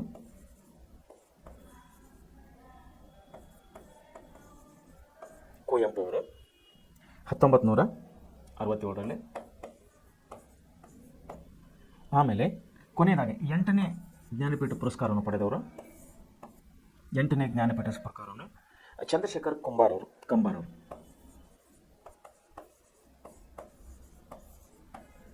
ಚಂದ್ರಶೇಖರ್ ಕಂಬಾರ್ ಅವರು ಇದು 2010ರಲ್ಲಿ. ಸೊ ಇದರ ಉದ್ದೇಶ ಏನು ನಿಮಗೆ, ಇದು ಯಾಕೆ ಹೇಳ್ತಾ ಇದ್ದೀನಿ ನಿಮಗಂದರೆ, ನಾವು ಭಾಷೆ ಅನ್ನೋ ವಿಷಯಕ್ಕೆ ಬಂದಾಗ ನಮ್ಮ ಭಾಷೆ ಬಗ್ಗೆ ನಮಗೆ ಗೊತ್ತಿರಬೇಕು. ನಮ್ಮ ಭಾಷೆಯಲ್ಲಿ ನಮ್ಮ ಭಾಷೆಯು ಎಲ್ಲಕ್ಕಿಂತ ಶ್ರೇಷ್ಠವಾದಂಥ ಭಾಷೆ ಕನ್ನಡ ಭಾಷೆ. ಅತಿ ಪ್ರಾಚೀನ ಭಾಷೆಗಳಲ್ಲಿ ಕನ್ನಡ ಭಾಷೆ ಒಂದಾಗಿದೆ. ಕನ್ನಡ ಭಾಷೆಯು ತನ್ನದೇ ಆದಂಥ ಶ್ರೀಮಂತಿಕೆಯನ್ನು ಹೊಂದಿದೆ. ಇದು ಭಾರತ ಸರ್ಕಾರದಿಂದ ಕೊಡಲ್ಪಡುವಂಥ ಅತ್ಯುನ್ನತ ಪ್ರಶಸ್ತಿಯಾದ ಜ್ಞಾನಪೀಠ ಪ್ರಶಸ್ತಿ. ಅದರಲ್ಲಿ ನಮ್ಮ ಭಾಷೆಗೆ 8 ಜ್ಞಾನಪೀಠ ಪ್ರಶಸ್ತಿಗಳು ಇಲ್ಲಿವರೆಗೆ ಬಂದಿದೆ. ಮೊದಲನೇ ಜ್ಞಾನಪೀಠ ಪ್ರಶಸ್ತಿ ಬಂದಿದ್ದು ನಮಗೆ 1967ರಲ್ಲಿ ಕುವೆಂಪು ಅವರು ಪಡೆದಿದ್ದರು. ಅವರ ಕಾವ್ಯನಾಮ, ಅದರ ಕಾವ್ಯಕೃತಿಯಾದಂಥ ರಾಮಾಯಣ ದರ್ಶನಂ ಅನ್ನೋಂಥ ಗ್ರಂಥದಿಂದ ಅವರಿಗೆ ಸಿಕ್ಕಿತು. ಕೊನೆಯದಾಗಿ ನಮಗೆ 8ನೇ ಜ್ಞಾನಪೀಠ ಪ್ರಶಸ್ತಿಯನ್ನು ಬಂದಿದ್ದು 2010ರಲ್ಲಿ ಶ್ರೀ ಚಂದ್ರಶೇಖರ್ ಕಂಬಾರ ಸರ್ ಅವರಿಗೆ. ಈಗೇನಪ್ಪ ಅಂದ್ರೆ ನಮ್ಗೆ 8ನೇ ಜ್ಞಾನಪೀಠ ಪ್ರಶಸ್ತಿನೇ ಬಂದಿದೆ. ಸೊ ಒಂದು ಟಾಪಿಕ್, ಎಲ್ಲಕ್ಕಿಂತ ಹೆಚ್ಚು ಜ್ಞಾನಪೀಠ ಪ್ರಶಸ್ತಿ ನಮ್ಮ ಭಾರತ ದೇಶದಲ್ಲಿ ಇರುವಂಥ ಎಲ್ಲ ಭಾಷೆಗಳಲ್ಲಿ ಎಲ್ಲಕ್ಕಿಂತ ಹೆಚ್ಚಿಗೆ ಜ್ಞಾನಪೀಠ ಪ್ರಶಸ್ತಿಯನ್ನು ಪಡೆದವರು ಯಾವ ಭಾಷೆ? ಹಿಂದಿ ಭಾಷೆ. ಹಿಂದಿ ಭಾಷೆಗೆ ಇಲ್ಲಿವರೆಗೆ 10 ಜ್ಞಾನಪೀಠ ಪ್ರಶಸ್ತಿಗಳನ್ನು ಸಲ್ಲಿವೆ. ನಮ್ಮ ಕನ್ನಡ ಭಾಷೆಗೆ 8 ಜ್ಞಾನಪೀಠ ಪ್ರಶಸ್ತಿಗಳನ್ನು ಸಲ್ಲಿವೆ. ಸೊ ಇದೊಂದು ಸಾಮಾನ್ಯ ನಿಮಗೆ ತಿಳುವಳಿಕೆ ಇಲ್ಲ ಅಂತೇಳಿ ತಿಳುವಳಿಕೆ ಸಲುವಾಗಿ ಈ ವಿಷಯ ಜ್ಞಾನಪೀಠ ಪ್ರಶಸ್ತಿ ವಿಷಯವಾಗಿ ನಿಮ್ಮನ್ನು ನಾನು ಹೇಳಿದ್ದೇನೆ. ಈಗ ನಾವು ವಿಷಯಕ್ಕೆ ಬರೋಣ. ನಮ್ಮ ಪಾಠದ ಹೆಸರು ನಮ್ಮ ಭಾಷೆ. ಭಾಷೆ ಸಂವಹನ ಮಾಧ್ಯಮ. ಏನಿದು ಭಾಷೆ? What is the language? Language is the necessity to the women. ಮನುಷ್ಯನಿಗೆ ಭಾಷೆ ಬೇಕ್ರಿ ಭಾಷೆ? ಅಂದರೆ ಭಾಷೆ ಇಲ್ಲಾಂದ್ರೆ ಏನಾಗ್ತೀವಿ? ಏನಾಗ್ತದೆ ನಮ್ಮ ಜೀವನ? ಭಾಷೆ ತುಂಬ ಮುಖ್ಯವಾದದ್ದು. ಭಾಷೆ ಏನಿದೆ? ಭಾಷೆ ಒಂದು ಸಂವಹನ ಮಾಧ್ಯಮ ಅಂಥೇಳಿ ನಾವು ಕರಿತೀವಿ. ಒಂದು ಸಂವಹನ ಮಾಧ್ಯಮ. ಅದು ಮಾತು ಮತ್ತು ಬರೆಹ ರೂಪದಲ್ಲಿ ಅಭಿವ್ಯಕ್ತಿಗೊಳ್ಳುತ್ತದೆ. ಯಾವ ರೀತಿ ಸಂವಹನಗೊಳ್ಳುತ್ತದೆ, ಯಾವ ರೀತಿ ಅಭಿವ್ಯಕ್ತಿಗೊಳ್ಳುತ್ತದೆ ಭಾಷೆ? ಮಾತು ಮತ್ತು ಬರಹ. ಈಗ ನೋಡ್ರಿ, ಬರ್ತೀವಲ್ಲ ನಾವೆಲ್ಲ ಅಕ್ಷರಗಳನ್ನು. ಇದು ಬರಹ. ನಾನು ನಿಮ್ಮ ಜೊತೆಲಿ ಮಾತಾಡ್ತಾ ಇದ್ದೀನಿ, ಇದು ಮಾತು. ಈ ಎರಡುಗಳ ಸಮ್ಮೇಳನದಿಂದ ಕೂಡಿ ಬರುವಂಥದ್ದೇ ಭಾಷೆ. ಈಗ ನಾನು ಯಾವ ಭಾಷೆ ಮಾತಾಡ್ತೀನಿ ನಿಮ್ಮ ಜೊತೆಲಿ? ಕನ್ನಡ. ಸೊ ಕನ್ನಡ ಭಾಷೆಯನ್ನು ನಿಮ್ಮ ಮಧ್ಯದಲ್ಲಿ ಇವಾಗ ಸಂವಹನ ಆಗಿ ಒಂದು ಸಂವಹನ ಮಾಧ್ಯಮವಾಗಿ ಈಗ ಕೆಲಸ ಮಾಡ್ತಾ ಇದೆ. ಅದೇ ನಾನು ನಿಮ್ಮ ಜೊತೆ ಹಿಂದಿ ಮಾತಾಡಿದ್ರೆ ಹಿಂದಿ ಭಾಷೆ, ಇಂಗ್ಲೀಷ್ ಮಾತಾಡಿದ್ರೆ ಇಂಗ್ಲೀಷ್ ಭಾಷೆ, ತೆಲುಗು ಮಾತಾಡಿದ್ರೆ ತೆಲುಗು ಭಾಷೆ. ಸೊ ಭಾಷೆ ಏನಿದೆ ಅಂದರೆ ಒಬ್ಬರು ಮತ್ತು ಇನ್ನೊಬ್ಬರ ಮಧ್ಯೆ ನಡೆಯುವಂಥ ಒಂದು ಸಂವಹನ ಮಾಧ್ಯಮ. ಭಾಷೆ ಇಲ್ಲಾಂದ್ರೆ ನಾವು ಮಾತಾಡೋಕ್ಕೆ ಆಗೋದಿಲ್ಲ. ಮೂಕರಾಗ್ತೀವಿ ನಾವು, ಪ್ರಾಣಿಗಳಾಗ್ತೀವಿ. ನೋಡಿ, ಪ್ರಾಣಿಗಳಿಗೆ ಭಾಷೆ ಇದೆನಾ? ಅವು ಏನು ಮಾತಾಡ್ತಾವೆ ರೀ? ಅರ್ಥ ಆಗುತ್ತೆ? ಎಕ್ಸಾಂಪಲ್, ದನ ಕರುಗಳು, ಆಕಳಗಳು, ಎಮ್ಮೆಗಳು ಏನು ಮಾತಾಡ್ತಾವ್ರಿ? ಅವು ಅಂತ ಏನದು? ಅದು ಏನು ನಮಗೇನು ಅರ್ಥ ಆಗುತ್ತೆ? ಅದ್ರ ಭಾಷೆ ನಮ್ಗೆ ಅರ್ಥ ಆಗುತ್ತೆ. ಬಟ್ ನಮ್ಮ ಭಾಷೆ ಅದಕ್ಕೆ ಕೆಲವೊಂದು ಅರ್ಥ ಆಗುತ್ತೆ. ನೀರು ಕುಡಿ ಅಂದ್ರೆ ಅದು ಏನು ಮಾಡ್ತದೆ? ಮುಖ ನೀರಿಗೆ ಬಕೆಟಿಗೆ ನೀರು ಹಸ್ತದೆ, ಹೌದಲ್ಲ? ಆದರೆ ಅದಕ್ಕೆ ತ್ರಾಸಾಗಿದ್ದು, ಅದಕ್ಕೆ ಕಷ್ಟ ಅನುಭವಿಸಿದ ನಮ್ಮನ್ನು ಏನಾದರೂ ಹೇಳಿದ್ರೆ ನಮಗೆ ಎಕ್ಸಾಕ್ಟಾಗಿ ಗೊತ್ತಾಗುತ್ತದೆ ಅದಕ್ಕೆ ಇದೇ ಕಷ್ಟ ಇದೆ ಅಂಥೇಳಿ ತಿಳ್ಕೊಬೇಕು. ನಾವು ಭಾಷೆಯನ್ನು ಸಂವಹನ ಆಗಬೇಕು. ನಮಗೆ ತಿಳಿಯೋದಿಲ್ಲ, ಬೇಗ ತಿಳಿಯೋದಿಲ್ಲ. ಯಾಕೆ? ಅದಕ್ಕೆ ಭಾಷೆ ಬರೋದಿಲ್ಲ. ಯಾರಿಗೆ? ಆಕಳಿಗೆ ಭಾಷೆ ಬರೋದಿಲ್ಲ. ಅದರೇ ಆದಂಥ ಬೇರೆ ಭಾಷೆ. ನಾವು ಆಡೋದು ಕನ್ನಡ ಭಾಷೆ. ನಾವು ಕನ್ನಡ ಭಾಷೆ ಹೇಳೋದು, ಅದ್ರ ಭಾಷೆ ಬೇರೆ, ಅದ್ರ ಲಿಪಿ ಬೇರೆ, ಅದ್ರ ಸಂಗ್ರಹ ಬೇರೆ. ನಮ್ಗೆ ಅರ್ಥ ಆಗೋದಿಲ್ಲ. ಅದಕ್ಕಾಗಿ ನೋಡಿ, ಒಂದೊಂದು ಸಾರಿ ಹಸಿವೆ ಆದಾಗ, ನೀಡಿಕೆ ಆದಾಗ ಅವುಗಳ ಒದರ್ತಾವೆ, ದನಗಳು ಒದರ್ತಾವೆ. ನಾವು ಇಶಾರ ಮೇಲೆ ನಾವು ತಿಳ್ಕೊತೀವಿ ಅಷ್ಟೇ. ಇದಕ್ಕೆ ನೀಡಿಕೆ ಆಗಿದೆಯಪ್ಪ, ಇದಕ್ಕೆ ಏನೋ ನೋವಿದೆ, ಏನೋ ಕಾಲಿಗೆ ಪೆಟ್ಟಾಗಿದೆ, ಏನೋ ಹುಳ ಹೊತ್ತು ಕಚ್ಚಿದೆ, ನಾವು ತಿಳ್ಕೊಬೋದು ವಿನ ಅದು ಆಡಿದ ಭಾಷೆ ಮೇಲೆ, ಅದು ಒದರಿದ ಭಾಷೆ ಮೇಲೆ ನಾವು ತಿಳ್ಕೊಳ್ಳೋಕ್ಕೆ ಸಾಧ್ಯ ಇಲ್ಲ. ಅಬ್ಸರ್ವ್ ಮಾಡ್ತೀವಿ ಅಷ್ಟೇ.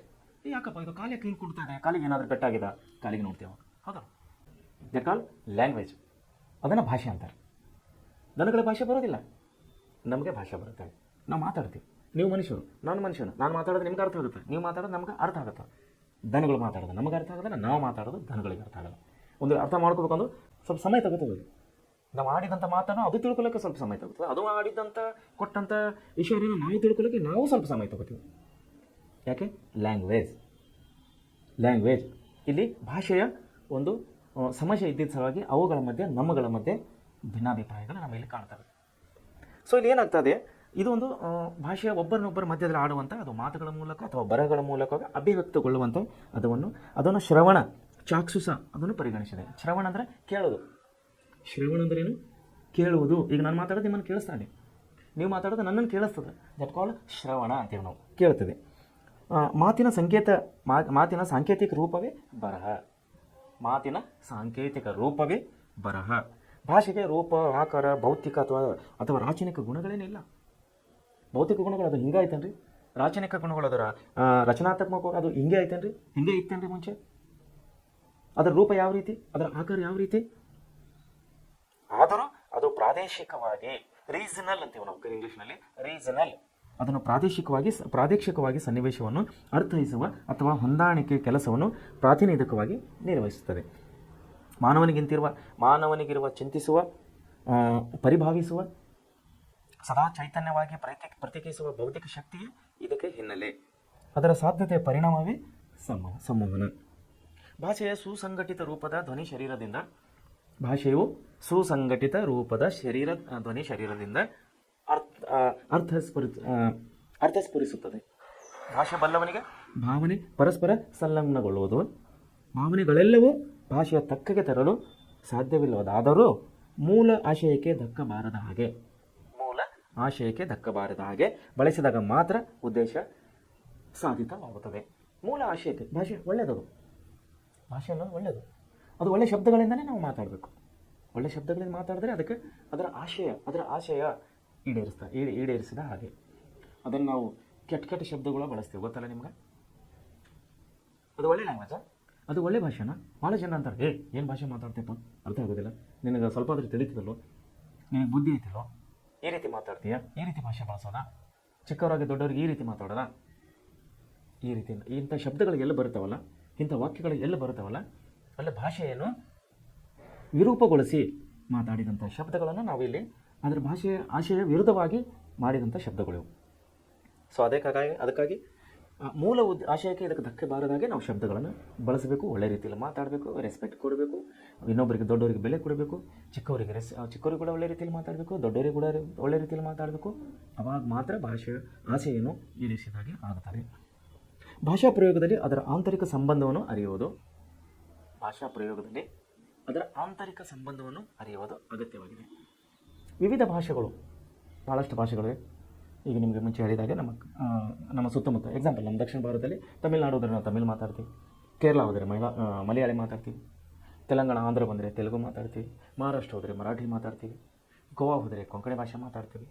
ಸೊ ಏನಂದರೆ ಇಲ್ಲಿ ಭಾಷೆಗಳು ಹಲವು ಸಾಮಾನ್ಯ ಗುಣಾಂಶಗಳನ್ನು ಹೊಂದಿದ್ದರೂ ಎಲ್ಲವೂ ಒಂದೇ ಮೂಲಗಳಿಂದ ರೂಪುಗೊಂಡಂಥವುಗಳಲ್ಲ. ಇದರಿಂದಲೇ ಪ್ರತಿಯೊಂದು ಭಾಷೆಯು ತನ್ನ ಮೂಲ ಸ್ವರೂಪದ ಜಾಯಮಾನವನ್ನು ಸಮರ್ಥಿಸುತ್ತಲೇ ವಿಕಾಸಗೊಳ್ಳುತ್ತಾ ಬಂದಿದೆ, ಸಮೃದ್ಧವಾಗುತ್ತಾ ಬಂದಿದೆ. ಅದು ಸಾಹಿತ್ಯ ರಚನೆಗೂ ಇಂಬು ನೀಡುತ್ತದೆ, ಪ್ರೋತ್ಸಾಹ ನೀಡುತ್ತದೆ. ಸೊ ಕನ್ನಡ ಭಾಷೆ ಸಾಹಿತ್ಯಕ್ಕೆ ಸುಮಾರು 2000 ವರ್ಷಗಳ ಸುದೀರ್ಘ ಇತಿಹಾಸವಿದೆ. ನೋಡಿ, ಕನ್ನಡ ಭಾಷೆಗೆ ಯಾವಾಗಲಿಂದ ಇತಿಹಾಸ ಇದೆ? ಇದಕ್ಕೆ ಸುಮಾರು 2000 ವರ್ಷಗಳ ಇದಕ್ಕೆ ಇತಿಹಾಸ ಇದೆ.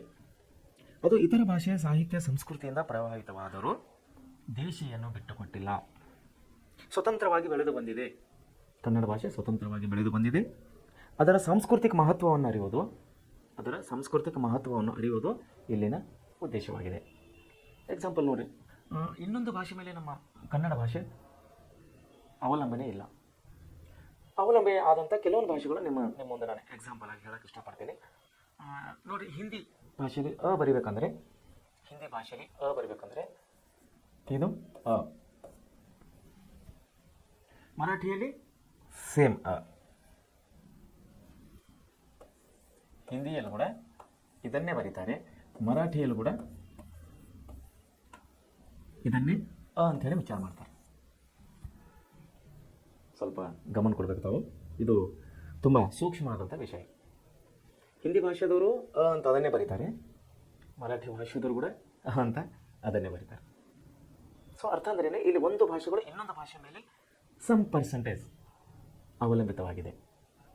ಆದರೆ ಕನ್ನಡ ಭಾಷೆ ಯಾವುದೇ ಭಾಷೆ ಮೇಲೆ ಅವಲಂಬಿತ ಆಗಿಲ್ಲ. ಅದಕ್ಕಾಗಿ ಇಲ್ಲಿ ಏನಂತಾರೆ, ನಮ್ಮ ಸುತ್ತಮುತ್ತಲಿನೊಡನೆ ವ್ಯವಹರಿಸುವುದಕ್ಕೆ ಹಾಗೂ ವಿಚಾರ ವಿನಿಮಯ ಮಾಡುವುದಕ್ಕೆ ಭಾಷೆ ಒಂದು ಅಮೂಲ್ಯ ಸಾಧನವಾಗಿದೆ. ಇಂಥ ಅಮೂಲ್ಯವಾದ ಆ ಭಾಷೆಯ ಉತ್ಪತ್ತಿ ಎಂದು ಮತ್ತು ಹೇಗಾಯಿತು ಎಂಬ ಪ್ರಶ್ನೆಗೆ ಸರಿಯಾದ ಉತ್ತರ ಹೇಳುವುದು ಕಷ್ಟ ಸಾಧ್ಯ. ಎಲ್ಲಿದ್ದು ಸ್ಟಾರ್ಟ್ ಆಯಿತು, ಹೇಗೆ ಸ್ಟಾರ್ಟ್ ಆಯಿತು ನಿಖರವಾಗಿ ಹೇಳೋದಕ್ಕೆ ನಮಗೆ ಕಷ್ಟ ಆಗುತ್ತದೆ. ಯಾಕೆಂದರೆ ಬೆಳೆದು ಬಂದಂಥ ಭಾಷೆ ಇದು. ಈಗ ನಾವು ಹಳೆಗನ್ನಡ ನೋಡ್ತೀವಿ, ಅದಕ್ಕಿಂತ ಹಳೆಗಡೆ ನಾವು ಶಾಸನಗಳೆಲ್ಲ ಅಕ್ಷರದ ಕನ್ನಡ ನೋಡ್ತೀವಿ, ಲಿಪಿಗಳೆಲ್ಲ ನೋಡ್ತೀವಿ, ರಾಜ ಮಹಾರಾಜರು ಕೆತ್ತಿದಂಥ ಕಲ್ಲುಗಳ ಮೇಲೆ ಅಕ್ಷರ ನೋಡ್ತೀವಿ. ತುಂಬ ಡಿಫ್ರೆನ್ಸ್ ಇದೆ. ಆವಾಗಿದ್ದಂಥ ಶಬ್ದಗಳು ಇವಾಗಿದ್ದಂಥ ಶಬ್ದಗಳು ತುಂಬ ಡಿಫ್ರೆನ್ಸ್ ಇದೆ. ಅಂದರೆ ಬೆಳೆದು ಬಂದಂಥ ಶಬ್ದಕೋಶ ಇದು, ಬೆಳೆದು ಬಂದಂಥ ಭಾಷೆ. ಹೀಗಾಗಿ ಇಲ್ಲೇನಂತಾರೆ ನೋಡ್ರಿ, ಭಾಷೆಯ ಉತ್ಪತ್ತಿ ಎಂದು ಮತ್ತು ಹೇಗಾಯಿತು ಎಂಬ ಪ್ರಶ್ನೆಗೆ ಸರಿಯಾದ ಉತ್ತರ ಹೇಳೋದು ಕಷ್ಟ ಸಾಧ್ಯ. ಭಾಷೆಯ ಮೂಲವನ್ನು ಮಾನವನು ಕಂಡು ಹಿಡುವುದೆಂದರೆ ನಿರೀಕ್ಷಣೆಯು ವಸ್ತುವು ಒಂದೇ. ಅದರಂತೆ ಸರಿ ಮಾನವನು ತನ್ನ ವಿಶಿಷ್ಟ ಮೇಧಾಶಕ್ತಿ ಅಂದರೆ ವಿಚಾರ ಶಕ್ತಿ, ತನ್ನ ವಿಶಿಷ್ಟ ಮೇಧಾಶಕ್ತಿಯಿಂದ ಮಾನವ ಜಗತ್ತಿನ ಇತರ ಜಂತುಗಳಿಗಿಂತ ಭಿನ್ನವಾಗಿದ್ದಾನೆ. ಇತರ ಜಂತುಗಳಂದ್ರಲ್ಲ ಮುಂಚೆ ನಾನು ಹೇಳಿದೆ ನಿಮಗೆ, ದನ ಕರುಗಳು ನಿಮಗೆ ಎಕ್ಸಾಂಪಲ್ ಕೊಟ್ಟೆ ನಾನು. ಆಕಳುಗಳು ಅವ್ರ ಭಾಷೆ ನಮ್ಮ ಭಾಷೆ ಸೇಮ್ ಇದೆನಾ? ಕೋಳಿಗಳು ಎಕ್ಸಾಂಪಲ್, ಕೋಳಿಗಳು ಒದರ್ತಾವೆ, ಅವ್ರ ಭಾಷೆ ನಮ್ಮ ಭಾಷೆ ಸೇಮ್ ಇದೆನಾ? ಇಲ್ಲ. ನಾಯಿಗಳು ಒದರ್ತಾವೆ, ಅವ್ರ ಭಾಷೆ ನಮ್ಮ ಭಾಷೆ ಸೇಮ್ ಇದೆನಾ? ಇಲ್ಲ. ಮೇಧಾಶಕ್ತಿಯಾದಂಥ ಮಾನವನು ಇಲ್ಲಿ ಕೊಟ್ಟಿದ್ದಾರಲ್ಲ, ಮೇಧಾಶಕ್ತಿಯಿಂದ ಮಾನವನು ಏನು ಮಾಡಿದ್ದಾನೆ, ಜಂಗಮ ಜಗತ್ತಿನ ಇತರ ಜಂತುಗಳಿಗಿಂತ ಭಿನ್ನವಾಗಿದ್ದಾನೆ. ಅಂದರೆ ಭಾಷೆ ಭಿನ್ನವಾಗಿದೆ, ಮನುಷ್ಯನು ಭಿನ್ನವಾಗಿದ್ದಾನೆ. ಭಾಷೆ ಬೆಳೀತಾ ಬಂದಿದೆ, ಮನುಷ್ಯನು ಬೆಳೀತಾ ಬಂದಿದ್ದಾನೆ. ಸೊ ಇಲ್ಲಿ ಮನುಷ್ಯನ ಜೀವನದಲ್ಲಿ ಭಾಷೆ ಅನ್ನೋದು ತುಂಬ ಮಹತ್ವಪೂರ್ಣ ಒಂದು ಪಾತ್ರವನ್ನು ವಹಿಸ್ತದೆ ಇಲ್ಲಿ. ಸೊ ಅದಕ್ಕಾಗಿ ಮುಂದೇನು ಹೇಳ್ತಾರೆ, ಮಕ್ಕಳಿಗೆ ಮೊಲೆ ಇಡುವ ಎಲ್ಲ ಪ್ರಾಣಿಗಳು, ಮೊಲೆ ಇಡುವ ಅಂದರೆ ತಮಗೆ ಅರ್ಥ ಆಗಬೇಕು. ತನ್ನ ತಾಯಿ ಏನು ಮಾಡ್ತಾಳೆ, ಹಡಿದ ತಕ್ಷಣ ಮಗುವಿಗೆ ಜನ್ಮ ಕೊಟ್ಟ ತಕ್ಷಣ ಎದೆ ಹಾಲನ್ನು ಕುಡಿಸ್ತಾಳೆ. ಅದು ಎಲ್ಲ ಪ್ರಾಣಿಗಳು, ಮನುಷ್ಯ ಕೂಡ, ಮಾನವ ಕೂಡ ಪ್ರಾಣಿಯಾಗಿದ್ದಾನೆ. ಆದರೆ ಎಂಥ ಪ್ರಾಣಿ? ಅತಿ ತಿಳುವಳಿಕೆ ಉಳ್ಳ ಪ್ರಾಣಿ. ವಿಚಾರ ಮಾಡುವಂಥ ಶಕ್ತಿ ದೇವರು ಕೊಟ್ಟಿದ್ದು ಈ ಮನುಷ್ಯನಿಗೆ, ಈ ಪ್ರಾಣಿಗೆ. ಜೀವ, ನಮ್ಮದು ಜೀವ ಇದೆ. ದನ ಕರುಗಳು, ಪ್ರಾಣಿ ಪಕ್ಷಿಗಳು, ಅವು ಜೀವ ಇದೆ. ಅವಕ್ಕೂ ತಲೆ ಇದೆ, ನಮಗೂ ತಲೆ ಇದೆ. ಅವು ಮನುಷ್ಯನಿಗೆ ಹೇಗೆ ಅಭಿವೃದ್ಧಿ ಆಗಿದ್ದಾನೆ ಹಾಗೆ ಬೇರೆ ಪ್ರಾಣಿಗಳು ಅಭಿವೃದ್ಧಿ ಆಗಿದೆನಾ? ಮನುಷ್ಯನಿಗೆ ಹೇಗೆ ಸುಧಾರಣೆ ಆಗಿದ್ದಾನೆ ಹಂಗೆ ಬೇರೆ ಪ್ರಾಣಿಗಳು ಸುಧಾರಣೆ ಆಗಿದ್ದೇವ? ಇಂಥ ಕೆಲವೊಂದು ಪ್ರಶ್ನೆಗಳನ್ನು ನಾವು ಹುಟ್ಟಿ ಹಾಕಿಕೊಳ್ಳಬೇಕಾಗುತ್ತದೆ. ಯಾಕಂದರೆ ಇಲ್ಲಿ ಏನಂತಾನೆ, ಮಕ್ಕಳಿಗೆ ಮೊಲೆ ಇಡುವ ಎಲ್ಲ ಪ್ರಾಣಿಗಳು ಚಲನವಲನಗಳ ಆಹಾರ ವಿಚಾರವಾಗಿ ತಮ್ಮ ಮಕ್ಕಳಿಗೆ ಸಹಜವಾಗಿ ತರಬೇತು ಕೊಡುವುದನ್ನು ಕಾಣುತ್ತವೆ. ತರಬೇತು ಅಂದರೆ ಧಾರೆಯಾಗಿ. ಮನುಷ್ಯ ತನ್ನ ಮಕ್ಕಳಿಗೆ ಒಳ್ಳೆಯ ಸಂಸ್ಕಾರನ ಕೊಡ್ತಾನೆ. ದನಗಳು ಅವರ ಮರಿಗಳಿಗೆ ಒಳ್ಳೆಯ ಸಂಸ್ಕಾರನ ಕೊಡ್ತವೆ.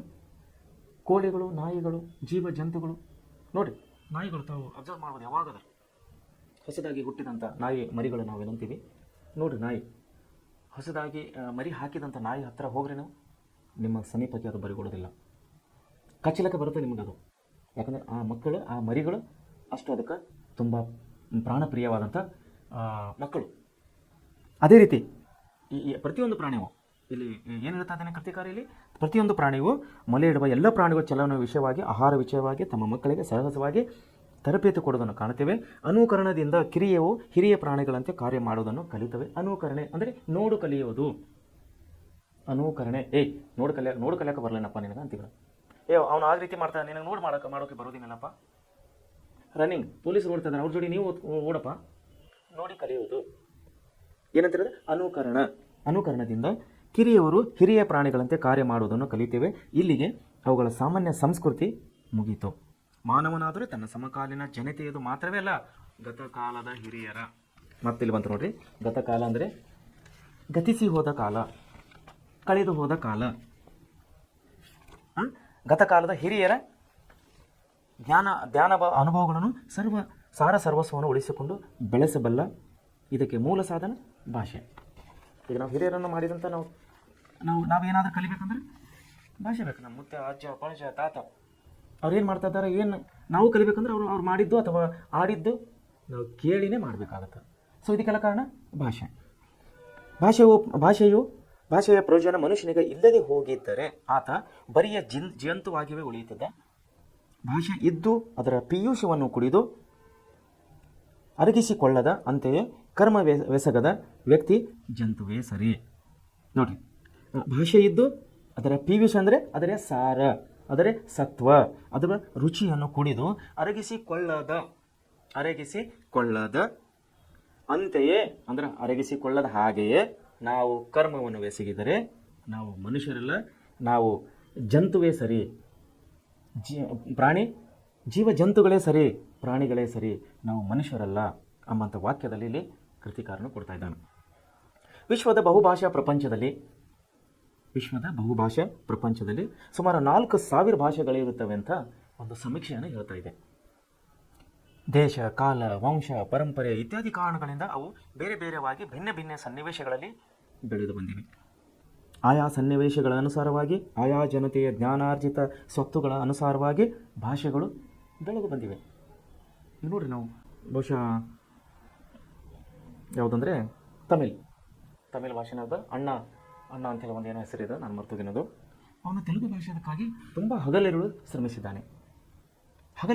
ತಮಿಳು ಭಾಷೆಯ ಅಭಿವೃದ್ಧಿಗಾಗಿ ಅವನು ದುಡಿದಿದ್ದಾನೆ. ತಮಿಳು ಭಾಷೆ ಅಭಿವೃದ್ಧಿಗಾಗಿ ಅವನು ತುಂಬ ಸಾಕಷ್ಟು ತಾಪತ್ರೆಗಳನ್ನು ತಗೊಂಡು ಅಭ್ಯಾಸ ಮಾಡಿ ತೆಲುಗು ಭಾಷೆಯನ್ನು ಅಭಿವೃದ್ಧಿಪಡಿಸಿದ್ದಾನೆ. ತೆಲುಗು ಭಾಷೆ ಅಭಿವೃದ್ಧಿಪಡಿಸಿದವರು ಬೇರೆ, ಮರಾಠಿ ಭಾಷೆ ಅಭಿವೃದ್ಧಿಪಡಿಸಿದವರು ಬೇರೆ.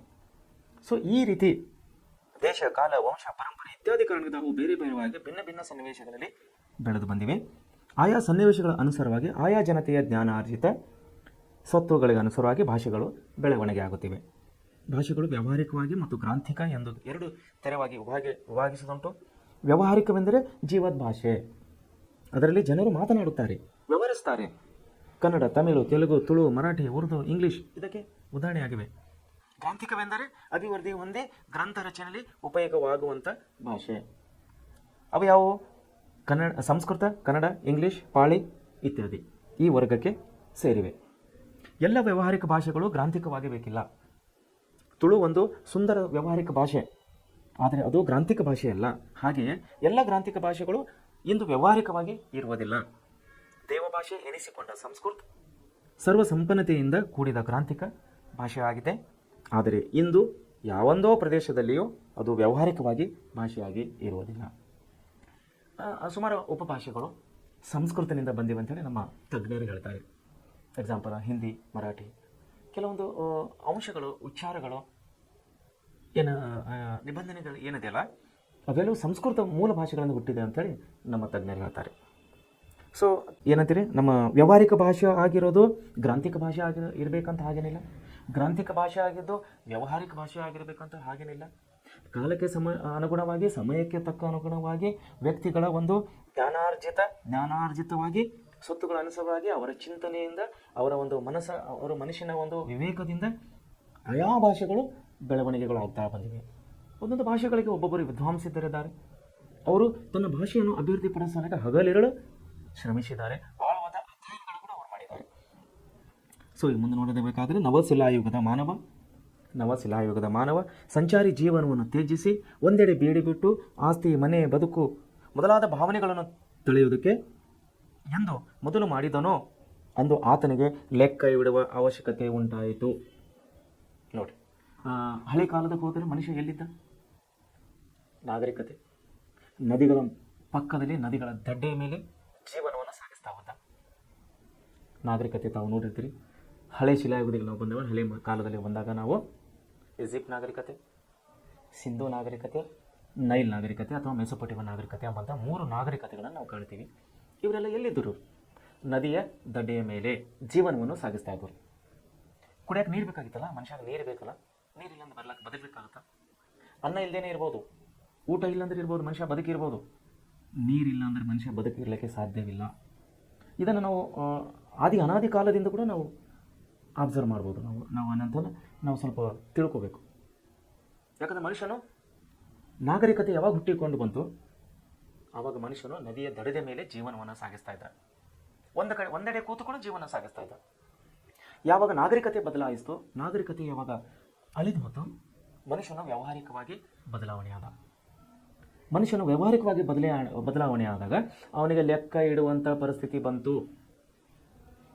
ಲೆಕ್ಕ ಇಡುವಂಥ ಪರಿಸ್ಥಿತಿ ಎಲ್ಲಿ ಬಂತು, ಅಲ್ಲಿ ಭಾಷೆಯ ಅವನಿಗೆ ಅವಶ್ಯಕತೆ ಬಿತ್ತು. ನೋಡಿ, ಈಗ ಈಜಿಪ್ಟ್ ನಾಗರಿಕತೆ ನಾವು ಹೋದಾಗ ಅವ್ರ ಭಾಷೆ ಆಡುವಂಥದ್ದು ಬೇರೆ. ಸಿಂಧು ನಾಗರಿಕತೆ ನಮ್ಮ ದೇಶಕ್ಕೆ ಬಂದಾಗ ನಮ್ಮ ಪೂರ್ವಜರಿಗೆ ಮಾತಾಡುವಂಥ ಭಾಷೆ ಬೇರೆ. ಸೊ ಇಲ್ಲಿ ಏನಾಗ್ತದೆ, ಮನುಷ್ಯನು ಯಾವ ರೀತಿ ಅಭಿವೃದ್ಧಿ ಆಗ್ತಾ ಬರ್ತಾ ಇದ್ದಾನೆ, ಅಲ್ಲೇ ಭಾಷೆ ಕೂಡ ಬೆಳವಣಿಗೆ ಆಗ್ತಾ ಬರ್ತಾ ಇದೆ. ಸೊ ಇಲ್ಲಿ ಏನಾಗ್ತಾ ಇದೆ, ಇಲ್ಲಿ ಲಿಪಿ ಆತನಿಗೆ ಲೆಕ್ಕ ಇಡುವ ಅವಶ್ಯಕತೆ ಉಂಟಾಯಿತು. ಇದೇ ಲಿಪಿಯ ಉಗಮದ ಕಾಲವೆನ್ನುವರು. ಲಿಪಿಯ ಉಗಮದ ಕಾಲ ಅಂತೇಳಿ ಕರೀತಾರೆ. ಇದು ಸಹಜ ಎಂಬುದನ್ನು ಸಹಜ ಎಂಬುದು ಪ್ರಸ್ತುತ ಉದಾಹರಣೆಯೊಂದಿಗೆ ಸಾಧಿಸಬಹುದು. ಯಾವ ಓದು ಬರಹವಿಲ್ಲದೆ ಹಳ್ಳಿಯ ಕೆಲಸಗಾರನಾದರೂ ಸರಿಯೇ, ತಾನು ದಿನ ಕೆಲಸಕ್ಕೆ ಹೋದ ಲೆಕ್ಕವನ್ನು ಗೋಡೆಯ ಮೇಲೆ ದಿನಂಪ್ರತಿ ಒಂದೊಂದು ಗೆರೆ ಎಳೆದು ಗುರುತಿಸಿ ಕೊನೆಯಲ್ಲಿ ಎಣಿಸಿ ಲೆಕ್ಕ ಹಾಕಿ ಸಂಬಳವನ್ನು ಪಡೆಯುತ್ತಾನೆ. ಬಹುಶಃ ತಾವು ಹಳ್ಳಿಯಲ್ಲಿ ಇವಾಗ ಕೂಡ ನಾವು ಹೋದರೆ ಹಳೆ ಅಜ್ಜಿಗಳಂತ ನಾವು ಕರಿತೀವಿ. ನಿಯರ್ ಬೈ 60, 70, 80, 90 ವರ್ಷದ ಅಜ್ಜಿಗಳು ಕೂಡ ಇವಾಗಿದ್ದ. ನಾನು ಮೊನ್ನೆ ಒಂದು ಯೂಟ್ಯೂಬ್ನಲ್ಲಿ ಒಂದು ಹಳೆ ಅಜ್ಜಿಯ ಯೂಟ್ಯೂಬನ್ನು ನೋಡಿದ್ದೆ. ಹಳೆ ಒಂದು ಹಾಡ ಹಾಡ್ತದೆ ಅವಳಿಗೆ, ತುಂಬ ಸುಂದರವಾದ ಹಾಡನ್ನು. ಅವರು ಅದು ಕೇಳಿದ್ರು, ನ್ಯೂಸ್ದವ್ರು ಮಾಧ್ಯಮದವ್ರು ಕೇಳಿದ್ರು ಅವ್ರಿಗೆ, ಏನು ಅಜ್ಜಿ ಇದೆಲ್ಲ ಹೆಂಗೆ ನೆನಪಿಟ್ಟೀನಿ. ಅವಾಗ ಯೂಟ್ಯೂಬ್ನಲ್ಲಿ ನೋಡಿದ್ದೀನಿ ನಾನು. ಗೋಡಿ ಮೇಲೆ ತೋರಿಸ್ತಾ ಇದ್ದವ್ರಿಗೆ, ನೋಡಪ್ಪ ನಾ ಇಲ್ಲಿ ಬರೆದಿಟ್ಟಿವಿ. ಸೊ ಏನಂದ್ರೆ ಹೆಂಗೆ ಬರೆದಿಟ್ಟಿದ್ರು ಅವರು, ನೆನಪು ಹಾರಬಾರ್ದು, ನೆನಪು ಹೋಗಬಾರ್ದು ಅನ್ನೋ ಉದ್ದೇಶಕ್ಕೆ ಗೋಡೆ ಮೇಲೆ ಬರೆದಿಟ್ಟಿದ್ರು. ಇವಾಗ ಕೂಡ ಹಳ್ಳಿಯಲ್ಲಿ ಹಾಲಿನ ವ್ಯಾಪಾರದವರು, ಸಣ್ಣ ಪುಟ್ಟ ತರಕಾರಿ ವ್ಯಾಪಾರದವರು ಇವಾಗ ಕೂಡ ಗೋಡೆ ಮೇಲೆ ಬರೆದಿಟ್ಟಾರೆ. ನಿನ್ನೆ ನೋಡಮ್ಮ, ನಿನ್ನೆ 4 ಲೀಟ್ರ್ ಹಾಲು, ಇವತ್ತು 2 ಲೀಟ್ರ್, ಹೋದ ವಾರ ಇಷ್ಟು ಲೀಟ್ರ್, ಈ ವಾರ ಇಷ್ಟು, ಒಟ್ಟು ಇಷ್ಟು ಲೀಟ್ರ್ ಆಯ್ತು ನೋಡಮ್ಮ ಅಂತೇಳಿ ಅವರು ಗೋಡೆ ಮೇಲೆ ಬರೆದಿಟ್ಟಿರ್ತಾರೆ. ಇವಾಗ ಕೂಡ ಅದಾರ ಹಳೆ ಅಜ್ಜಿಗಳು, ಇವಾಗ ಕೂಡ ಅಜ್ಜಗಳು ಇವಾಗ ಕೂಡ ಗೋಡೆ ಮೇಲೆ ಬರೆದಿಡೋರು ಅದಾರೆ. ನಾವು ಹಳ್ಳಿಗೆ ಹೋಗ್ಬೇಕು, ಹಳೆ ಅಜ್ಜಿಗಳನ್ನು ನಾವು ಕಾಣಬೇಕು. ನಮಗೆ ಗೋಡೆ ಲಿಪಿಗಳು ಇವಾಗ ಕೂಡ ಕೆಲವೊಂದು ಹಳ್ಳಿಗಳಲ್ಲಿ ಸಿಗುವಂಥ ಅವಕಾಶಗಳಿವೆ. ಸೊ ತಾನು ದಿನ ಕೆಲಸ ಹೋದ ಲೆಕ್ಕವನ್ನು ಗೋಡೆ ಮೇಲೆ ದಿನಂಪ್ರತಿ ಒಂದೊಂದು ಗೆರೆ ಎಳೆದು ಗುರುತಿಸಿ ಕೊನೆಯಲ್ಲಿ ಹೇಳಿಸಿ ಲೆಕ್ಕ ಹಾಕಿ ಸಂಬಳವನ್ನು ಪಡೆಯುತ್ತಾರೆ. ನೋಡಿ ಇಲ್ಲಿ ಕೊಟ್ಟಿಲ್ಲ. ಹಾಲು ಮಾರುವವರು ಹಾಗೆ ಲೆಕ್ಕ ಇಡೋದುಂಟು. ಪ್ರಾಕೃತ್ನ ವಿಮರ್ಶಕ ಸುಮರ್ ನೈಲ್, ಈಜಿಪ್ಟ್, ಕ್ರಿಟಿಗಿರಿ ಇತ್ಯಾದಿ ಪ್ರದೇಶಗಳಲ್ಲಿ ಉಪಲಬ್ಧವಾದಂಥ ಅತ್ಯಂತ ಪುರಾತನ ಅವಶೇಷಗಳಲ್ಲಿ ವ್ಯಾಪಾರ ವ್ಯವಹಾರ ಲೆಕ್ಕಗಳಿಗೆ ಸಂಬಂಧಿಸಿದ ಈ ಬಗೆಯ ಲಿಪಿ ಸಾಕ್ಷಿಗಳನ್ನು ಕಂಡುಕೊಂಡಿದ್ದಾರೆ. ಇದೇ ಲಿಪಿಯ ಮೊದಲಿನ ಜಾಡು. ಹಳೆ ನಾಗರಿಕತೆ ನಾನು ಹೇಳಿದೆ ನಿಮ್ಗೆ, ಈಜಿಪ್ಟ್ ನಾಗರಿಕತೆ, ನೈಲ್ ನಾಗರಿಕತೆ, ಸಿಂಧು ನಾಗರಿಕತೆ. ಅವಾಗ ಲಿಪಿಗಳಿಲ್ಲ, ಭಾಷೆಗಳಿಲ್ಲ. ಅವರಿಗೆ ತಿಳಿದ ಹಾಗೆ ಅವರು ಗೋಡೆ ಮೇಲೆ ಬರೆದಿರ್ತಾ ಇದ್ರು. ಅವರ ನೆನಪಿಗಾಗಿ, ನಿನ್ನೆ 2 ಲೀಟರ್ ಹಾಲು, ಇವತ್ತು 1 ಲೀಟರ್ ಹಾಲು, ಸೋಮವಾರ 4 ಲೀಟರ್ ಹಾಲು, ಒಟ್ಟು ಕೊನೆಯ ವಾರದಲ್ಲಿ ಇಷ್ಟು ಲೀಟರ್ ಹಾಲಾಗಿದೆಪ್ಪ, 10 ಲೀಟರ್ ಹಾಲಾಗಿದೆ ಅಂತೇಳಿ ಅವ್ರು ಲೆಕ್ಕವನ್ನು ತಗೋತಾ ಇದ್ದರು. ಕೆಲಸಕ್ಕೆ ಹೋದವರು ಕೂಡ ಹಾಗೆ, ಸೋಮವಾರ ದಿವಸ ಕೂಲಿ ಇಷ್ಟು, ಮಂಗಳವಾರ ಇಷ್ಟು ಕೂಲಿ, ಬುಧವಾರ ಇಷ್ಟು ಕೂಲಿ, ಶನಿವಾರದವರೆಗೆ ಇಷ್ಟು ಕೂಲಿ ಆಗಿದೆಪ್ಪ, ನನಗೆ 400 ರೂಪಾಯಿ ಕೂಲಿ ನೀವು ಕೊಡಬೇಕಂತೇಳಿ ಕೆಲಸ ಮಾಡಿದವರು ಹೊಲದ ಮಾಲೀಕರ ಹತ್ರ ದುಡ್ಡು ತೊಗೊಳ್ಳೋಂಥ ಪದ್ಧತಿಯನ್ನು ನಾವು ಕೇಳಿದೆ, ನಾನಂತೂ ಕೇಳಿ. ನಮ್ಮೂರಲ್ಲಿ ನಮ್ಮ ಅಜ್ಜಿಗಳು ಲೆಕ್ಕ ಆಡ್ತಿದ್ದಾರೆ. ಇವಾಗ ಕೂಡ ಬಹುಶಃ ಕೆಲವೊಂದು ಹಳ್ಳಿಗಳಂದ್ರೆ ಅಜ್ಜಿಗಳು ಸಿಗುತ್ತಾರೆ, ಹಳೆ ಗೋಡೆ ಮೇಲೆ ಬರೋರು. ಅದನ್ನು ನೋಡಿ ತುಂಬ ಖುಷಿ ಕೂಡ ಅನಿಸ್ತದೆ. ಅಂದರೆ ಅವ್ರಿಗೆ ಭಾಷೆ ಗೊತ್ತಿಲ್ಲ, ಅವರಿಗೆ ಅಕ್ಷರ ಜ್ಞಾನ ಇಲ್ಲ, ಆದರೂ ಕೂಡ ಅವರಿಷ್ಟು ಒಂದು ನಿಖರತೆಯಿಂದ ಹೇಳ್ತಾರೆ ಇಷ್ಟೇ ದುಡ್ಡಾಗಿದೆ ಅಂತ. ಸೊ ಹಾಗೆ ಎಲ್ಲ ಗ್ರಾಂಥಿಕ ಭಾಷೆಗಳು ಇಂದು ಸುಮರ್, ನೈಲ್, ಈಜಿಪ್ಟ್, ಕಿರ್ಟಿಗರಿ ಇತ್ಯಾದಿ ಭಾಷೆಗಳಲ್ಲಿ ಉಪಲಬ್ಧವಾದ ಅತ್ಯಂತ ಪುರಾತನ ಅವಶೇಷಗಳಲ್ಲಿ ವ್ಯಾಪಾರ ವ್ಯವಹಾರ ಲೆಕ್ಕಗಳಿಗೆ ಸಂಬಂಧಿಸಿ ಈ ಬಗೆಯ ಲಿಪಿ ಸಾಕ್ಷಿಗಳನ್ನು ಕಂಡುಕೊಂಡಿದ್ದಾರೆ. ಇದೇ ಲಿಪಿಯ ಮೊದಲಿನ ಜಾಡು ಅಂತೇಳಿ ನಾವು ಕರಿತೀವಿ. ಸೊ ಮುಂದೆ ಮಾನವನಿಗೆ ಏನಾಯಿತು, ಬಿಡುವು ಹೆಚ್ಚಿದಂತೆ ಮನುಷ್ಯನು ತನ್ನ ಕೆಲಸದಲ್ಲಿ ಸಮಯಗಳನ್ನು ಬಿಡುವನ್ನು ತಗೊಂಡು ಜೀವನದ ಸೌಕರ್ಯಗಳನ್ನು ವಿಶಿಷ್ಟ ಮೇಧಾಶಕ್ತಿಯಿಂದ ಅಭಿವೃದ್ಧಿಗೊಳಿಸುತ್ತಾ ಹೋದಂತೆ ತನ್ನ ಆಗು ಹೋಗುಗಳನ್ನು, ಸುಖ ದುಃಖಗಳನ್ನು ಕಾವ್ಯ ರೂಪಕ್ಕೆ ಇಳಿಸುವ ಮಾರ್ಗವನ್ನು ಕಂಡುಕೊಂಡಿರಬೇಕು. ಸಾಹಿತ್ಯ ವಿವಿಧ ರೂಪದಲ್ಲಿ ಬೆಳೆದಿರಬೇಕು. ಲೆಕ್ಕಪತ್ರಗಳಿನ್ನಡಲು ಉಪಯುಕ್ತವಾದ ಮೂಲ ಲಿಪಿಯನ್ನು ಮತ್ತಷ್ಟು ಪರಿಷ್ಕರಿಸುತ್ತಾ ಸುಂದರವಾದಂಥ ಸಾಹಿತ್ಯ ಕೃತಿಗಳನ್ನು ಬರೆದಿಡುವುದನ್ನು ಮಾನವ ಕಲಿತುಕೊಂಡ. ಆ ಲಿಪಿಯ ಮೂಲಕ ಪರಂಪರೆಯಿಂದ ಬಂದ ಎಷ್ಟೋ ವಿಷಯಗಳನ್ನು ಬರೆದಿಡಲು ಸಾಧ್ಯವಾಯಿತು. ಜ್ಞಾನ ಭಂಡಾರ ಭದ್ರವಾಯಿತು, ಸಂಸ್ಕೃತಿಯ ಇತಿಹಾಸ ಉಳಿತು, ಪ್ರಗತಿ ಪಥ ಸುಗಮವಾಯಿತು. ಸೊ ಈ ರೀತಿಯಲ್ಲಿ ಪ್ರಾಚೀನ ಕಾಲದಲ್ಲಿ ನಾವು ಮನುಷ್ಯನು ಯಾವ ರೀತಿ ಭಾಷೆಗಳನ್ನು ಬಳಸ್ತಾ ಇದ್ದರು, ಯಾವ ರೀತಿಗಳನ್ನು ಲೆಕ್ಕ ಇಡ್ತಾ ಇದ್ದರು, ಯಾವ ರೀತಿ ಅವರು ಅಭಿವೃದ್ಧಿ ಹೊಂತ ಬಂದರು ಅನ್ನೋದು ನಾವು ಭಾಷೆಯ ಮೂಲಕವಾಗಿ ನಾವು ಅವರು ಗೋಡೆ ಮೇಲೆ ಬರೆದಂಥ ಹಾಲಿನ ಅಳತೆ ಇಟ್ಟಂಥ ಮಾಪನಗಳನ್ನು, ಹಾಲಿನ ಲೆಕ್ಕ ಇಟ್ಟಂಥ ಒಂದು ಲೆಕ್ಕದ ಮೇಲೆ ನಾವು ತಿಳ್ಕೊಬೋದು ಆವಾಗ ಯಾವ ರೀತಿ ಭಾಷೆ ಇತ್ತು. ಇವಾಗ ಯಾರು ಗೋಡೆ ಮೇಲೆ ಬರೀತಾರೆ, ಹಾಲಿನ ಲೆಕ್ಕ ಯಾರು ಗೋಡೆ ಮೇಲೆ ಬರೀತಾರೆ? ಯಾಕೆ ಮನುಷ್ಯ ಅಭಿವೃದ್ಧಿಯಾಗಿದ್ದಾನೆ, ಭಾಷೆ ಕೂಡ ಅಭಿವೃದ್ಧಿಯಾಗಿದೆ. ಮಾನವನು ಯಾವ ರೀತಿ ಅಭಿವೃದ್ಧಿ ಆಗ್ತಾ ಬಂದಿದ್ದಾನೆ, ಭಾಷೆ ಕೂಡ ಅದೇ ರೀತಿ ಅಭಿವೃದ್ಧಿ ಆಗ್ತಾ ಬಂದಿದೆ. ಸೊ ಇಲ್ಲಿ ನಮ್ಮ ಕೃತಿಕಾರರು ಎಂ ಮರಿಯಪ್ಪ ಭಟ್ನವರು ಅದೇ ಒಂದು ಹೇಳುವಂಥ ಒಂದು ಪ್ರಯತ್ನ ಮಾಡ್ತಾ ಇದ್ದಾರೆ ಈ ಪಾಠದಲ್ಲಿ. ನಮಗೆ ಕನ್ನಡಕ್ಕೆ ಬಹಳ ಪ್ರಾಚೀನ ಕಾಲದಿಂದಲೂ ಸಂಸ್ಕೃತದ ಪೋಷಣೆ ದೊರೆಯುತ್ತಾ ಬಂದಿದೆ. ವೈದಿಕ ಹಾಗೂ ಜೈನ ಧಾರ್ಮಿಕ ತತ್ವಗಳನ್ನು ಕನ್ನಡದಲ್ಲಿ ವಿವರಿಸಬೇಕೆಂಬ ಅಭಿಲಾಷೆಯಿಂದ ಅನೇಕ ಪಂಡಿತರು ಉತ್ತಮವಾದ ಕಾವ್ಯಗಳನ್ನು ರಚಿಸಿದ್ದಾರೆ. ಆದರೆ ಅವರಲ್ಲಿ ಅನೇಕರು ಕನ್ನಡವನ್ನು ಸುಸಂಸ್ಕೃತಮಯವನ್ನಾಗಿ ಮಾಡಿಬಿಟ್ಟಿದ್ದಾರೆ. ಕನ್ನಡ ಮಾತ್ರ ತಿಳಿದವರಿಗೆ ಅವರ ರಚನೆ ಕಬ್ಬಿಣದ ಕಡಲೆಯೇ ಆಯಿತು. ಅವರ ಉದ್ದುದ್ದ ವಾಕ್ಯಗಳಲ್ಲಿ ಎಲ್ಲ ಸಂಸ್ಕೃತ ಶಬ್ದಗಳೇ ಒಂದು ಕ್ರಿಯಾಪದ ಮಾತ್ರ ಕನ್ನಡದಲ್ಲಿರುತ್ತಿತ್ತು. ಇಂಥ ಪರಿಸ್ಥಿತಿಯನ್ನು ಗಮನಿಸಿ 12ನೇ ಶತಮಾನದಲ್ಲಿ ನಯಸೇನ್ ಕವಿ ಹೀಗೆ ಹುಲುಬಿದ ಅಂದರೆ ಹೀಗೆ ಬರೆದ. ಏನು ಬರೆದ ಅವನು? ಸಕ್ಕದಂ ಪೋಡ್ಜೆ ನೇಚಿ ಸಕ್ಕದಂ ಪೇಳ್ಗಿ ಶುದ್ಧ ಕನ್ನಡದೋಳ್ ತಂದಿಕ್ಕುವುದೇ ಸಕ್ಕಂದಗಳ ತಕ್ಕುವುದೇ ಬೇರೆ ಸಲ್ಕೆ ಘೃತಮಮಂ ತೈಲಮಮಂ. ನೋಡಿ 12ನೇ ಶತಮಾನದ ಭಾಷೆ, ತುಂಬ ಕಠಿಣವಾದಂಥ ಶಬ್ದಗಳು. ಅದನ್ನು ಮುಂದೆ ಇಲ್ಲಿ ನಮಗೆ ವಿವರಣವಾಗಿ ಕೊಟ್ಟಿದ್ದಾರೆ ನಮ್ಮ ಮರಿಯಪ್ಪ ಭಟ್ಟನವರು. ನಮಗೆ ತುಪ್ಪವೂ ಬೇಕು, ಎಣ್ಣೆವೂ ಬೇಕು. ನೋಡಿರಿ, ನಮಗೆ ತುಪ್ಪವೂ ಬೇಕು, ಎಣ್ಣೆಯೂ ಬೇಕು, ಸಂಸ್ಕೃತವೂ ಬೇಕು, ಕನ್ನಡವೂ ಬೇಕು. ಆದರೆ ಎಣ್ಣೆ ತುಪ್ಪದ ಆಸ್ವಾದು ಮಿಶ್ರಣ ಬೇಡ ಎಂಬುದು ನಯನಸೇನನ ಅಭಿಮತ. ಈ ಮೇಲೆ ಹಳೆಗನ್ನಡ ಏನಿದೆಯಲ್ಲ, ಸಕ್ಕದಂ ಪಟ್ಟೊಡೆ ನೇಚಿ ಸಕ್ಕದಂ ಪೇಳಚೆ ಶುದ್ಧ ಕನ್ನಡದೋಳು ತಂದಿಕ್ಕುವುದೇ ಸಕ್ಕದಂಗಳ ತಕ್ಕುದೇ ಬೆರೆಸಲ್ಕೆ ಗರ್ತಿಮಂ ತೈಲೆಮಂ. ಇಲ್ಲೇನು ಹೇಳ್ತಾ ಇದ್ದಾನೆ ನಯನಸೇನ? ಹೇಳ್ತಾ ಇದ್ದಾನೆ 12ನೇ ಶತಮಾನದ ಈ ವಾಕ್ಯದಲ್ಲಿ, ನಮಗೆ ತುಪ್ಪ ಬೇಕು, ಎಣ್ಣೆ ಬೇಕು, ಸಂಸ್ಕೃತ ಬೇಕು, ಕನ್ನಡ ಬೇಕು. ಆದರೆ ಎಣ್ಣೆ ತುಪ್ಪದ ಆಸ್ವಾದ, ಎಣ್ಣೆದ ತುಪ್ಪದ ಎರಡೂ ಮಿಶ್ರಣ ಬೇಡ ಎಂಬುದು ನಯನಸೇನನ ಇಲ್ಲಿ ಅಭಿಮತವಾಗಿದೆ.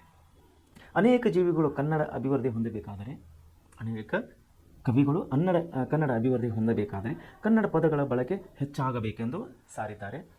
ಅಂಥವರ ವಾಣಿಯಿಂದ ಕನ್ನಡದ ವೀಣೆ ಮೃದು ಮಧುರವಾಗಿ ಮಿಡಿಯಿತ್ತು. ಮುಂದೆ ಬಸವೇಶ್ವರ, ಅಲ್ಲಂಪ್ರಭುಗಳಂಥ ಶರಣವೀರಣ್ಯರು, ಚಾಮರಸ, ಕುಮಾರವ್ಯಾಸರಂತಹ ಕವಿ ಪುಂಗವರು, ಪುರಂದಾಸರು, ಕನಕದಾಸರಂಥ ದಾಸ ಶ್ರೇಷ್ಠರು ಸುಲಭ ಮಾರ್ಗವನ್ನೇ ತುಳಿದರು. ತಮ್ಮ ಅನುಭವ ಸಾರವನ್ನು ಸುಲಭವೂ ಸುಂದರವೂ ಸಹಜವೂ, ನೋಡಿ, ಸುಲಭವೂ ಸುಂದರವೂ ಸಹಜವೂ ಆದ ಮಾತುಗಳಿಂದ ಹೃದಯ ಮುಟ್ಟುವಂತೆ ಅಭಿವ್ಯಕ್ತಿಪಡಿಸಿದರು. ಹೀಗೆ ಕನ್ನಡ ಭಾಷೆ ಹದುಗೊಂಡದ್ದರಿಂದ ಅದು ಸುಲಿದ ಬಾಳೆಹಣ್ಣಿನಂತೆ, ಸಿಗುರು ತೆಗೆದ ಕಬ್ಬಿಣಿನಂತೆ, ಉಷ್ಣ ಅಳಿದ ಹಾಲಿನಂತೆ ಸುಲಭವೂ ರುಚಿಯುಳ್ಳದು ಆಗಿದೆ ಎಂದು ಕವಿ ಮಹಾಲಿಂಗರಂಗ ಉದ್ಘೋಷಿಸಲು ಸಾಧ್ಯವಾಯಿತು. ಸೊ ಬರುತ್ತಾ ಏನಾಯಿತು, ಅನಾದಿ ಕಾಲದಿಂದ ನಾಗರಿಕತೆಯಿಂದ ಸಿಂಧೂ ನಾಗರಿಕತೆ ಹಿಡ್ಕೊಂಡು ನೈಲ ನಾಗರಿಕತೆ, ಈಜಿಪ್ಟ್ ನಾಗರಿಕತೆ, ಅಲ್ಲಿದ್ದ ಮನುಷ್ಯ ಒಂದೇ ಸ್ಥಳದಲ್ಲಿ ಬದುಕ್ತಾ ಇದ್ದ. ಆ ಭಾಷೆ ಹಿಡ್ಕೊಂಡು ಯಾವಾಗ ಮನುಷ್ಯ ಕಾಲು ಇಟ್ಟು ಮುಂದೆ ಬಂದನ, ಭಾಷೆ ಕೂಡ ಅವನ ಜೊತೆಯಲ್ಲಿ ಅಭಿವೃದ್ಧಿ ಆಗ್ತಾ ಬಂತು. ಇವಾಗ ನಾವು 12ನೇ ಶತಮಾನದಲ್ಲಿ ನಾವು ನೋಡ್ತಾ ಇದ್ದೇವೆ, ಯಾರ್ಯಾರು ಪುರಂದಾಸರು, ಬಸವೇಶ್ವರರು, ಕನಕದಾಸರು, ಶ್ರೇಷ್ಠ ದಾಸರು, ಪುರಂದಾಸರು, ಕನಕದಾಸರು, ಶರಣರು, ಅಲ್ಲಂಪ್ರಭುಗಳು, ಚಾಮರಸರು, ಎಲ್ಲ ಮಹಾನುಭಾವರು ಭಾಷೆಯನ್ನು ನಮ್ಮನ್ನು ಸಲೀಸಾಗಿ, ನಮ್ಮನ್ನು ತುಂಬ ಈಸಿಯಾಗಿ ಇಲ್ಲಿ ಕೊಟ್ಟರೆ ನೋಡು, ಸುಲಭವಾಗಿ, ಸರಳವಾಗಿ, ಸುಲಭವೂ ಸುಂದರವೂ ಸಹಜವೂ ಆದ ಮಾತುಗಳಿಂದ ನಮ್ಮನ್ನು ಹೃದಯ ಮುಟ್ಟುವಂತೆ ನಮ್ಮನ್ನು ಭಾಷೆ ಅಷ್ಟು ಸರಳೀಕರಿಸಿ ಸುಂದರಗೊಳಿಸಿ ನಮ್ಮನ್ನು ನಮ್ಮ ಕೈಯಲ್ಲಿ ಇವತ್ತು ಕೊಟ್ಟಿದ್ದಾರೆ. ಸೊ ಈ ಭಾಷೆಯ ಅಭಿವೃದ್ಧಿಗಾಗಿ ನೀವು ಹಗಲಿರುಳು ಶ್ರಮಿಸಬೇಕಾಗಿದೆ. ಭಾಷೆ ಉಳಿಬೇಕಾಗಿದೆ, ತನ್ನತನವನ್ನು ಉಳಿಬೇಕಾಗಿದೆ. ಅದಕ್ಕಾಗಿಯೇ ಪ್ರತಿಯೊಂದು ಸರ್ಕಾರಗಳು ಒಂದು ಮಾತ್ರ ಇಲಾಖೆ, ಅಂದರೆ ಕರ್ನಾಟಕದವರು ಕನ್ನಡ ಭಾಷೆ, ಮಹಾರಾಷ್ಟ್ರದವರು ಮರಾಠಿ ಭಾಷೆ, ತೆಲುಗುದವರು ತೆಲುಗು ಭಾಷೆ, ಅವರವರ ಭಾಷೆಯ ಅಭಿವೃದ್ಧಿಗಾಗಿ ಒಂದೊಂದು ಇಲಾಖೆಯನ್ನೇ ತೆಗೆದಿದ್ದಾರೆ. ನಮ್ಮಲ್ಲಿ ಕನ್ನಡದಲ್ಲಿ ಕೂಡ ಇದೆ ಕನ್ನಡ ಮತ್ತು ಸಂಸ್ಕೃತಿ ಇಲಾಖೆ, ಒಂದು ಇಲಾಖೆ ಇದೆ. ಅದಕ್ಕೊಬ್ಬರು IAS ಆಫೀಸರ್, ಚೀಫ್ ಡೈರೆಕ್ಟರ್, ನಿರ್ದೇಶಕರಿದ್ದಾರೆ, ಅದಕ್ಕೆ ಸೆಕ್ರೆಟರಿ ಇದ್ದಾರೆ. ಅದನ್ನು ನಡೆಸಿಕೊಂಡು ಹೋಗಲಿಕ್ಕೆ ನಮ್ಮ ಪ್ರಜಾಪ್ರಭುತ್ವದ ಪ್ರತಿನಿಧಿಯಾದಂಥ ಒಬ್ಬರು ಮಂತ್ರಿಗಳು ಕೂಡ ಇದ್ದಾರೆ.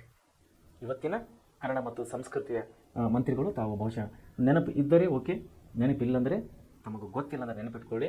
ಕನ್ನಡ ಮತ್ತು ಸಂಸ್ಕೃತಿ ಇಲಾಖೆ ಸಚಿವರಾದಂಥ ಇವತ್ತಿನ ನಮ್ಮ ಸಿದ್ದರಾಮಯ್ಯ ಸರ್ಕಾರದಲ್ಲಿ ಯಾರು, ಕನಕಗಿರಿ ಕ್ಷೇತ್ರದಾದಂಥ ಶಿವರಾಜ್ ತಂಗಡಗಿ ಅವರು ಕನಕಗಿರಿ ಕ್ಷೇತ್ರದಲ್ಲಿ ಗೆದ್ದು ಬಂದು ಸಿದ್ದರಾಮಯ್ಯ ಸರ್ಕಾರದಲ್ಲಿ ಇವತ್ತು ನಮ್ಮ ಕನ್ನಡ ಮತ್ತು ಸಂಸ್ಕೃತಿಯ ಸಚಿವರಾದಂಥ ಶಿವರಾಜ್ ತಂಗಡಗಿ ಅವರು ಇವತ್ತು ನಮ್ಮ ರಾಜ್ಯದ ಕನ್ನಡ ಮತ್ತು ಸಂಸ್ಕೃತಿ ಇಲಾಖೆ ಸಚಿವರಾಗಿದ್ದಾರೆ.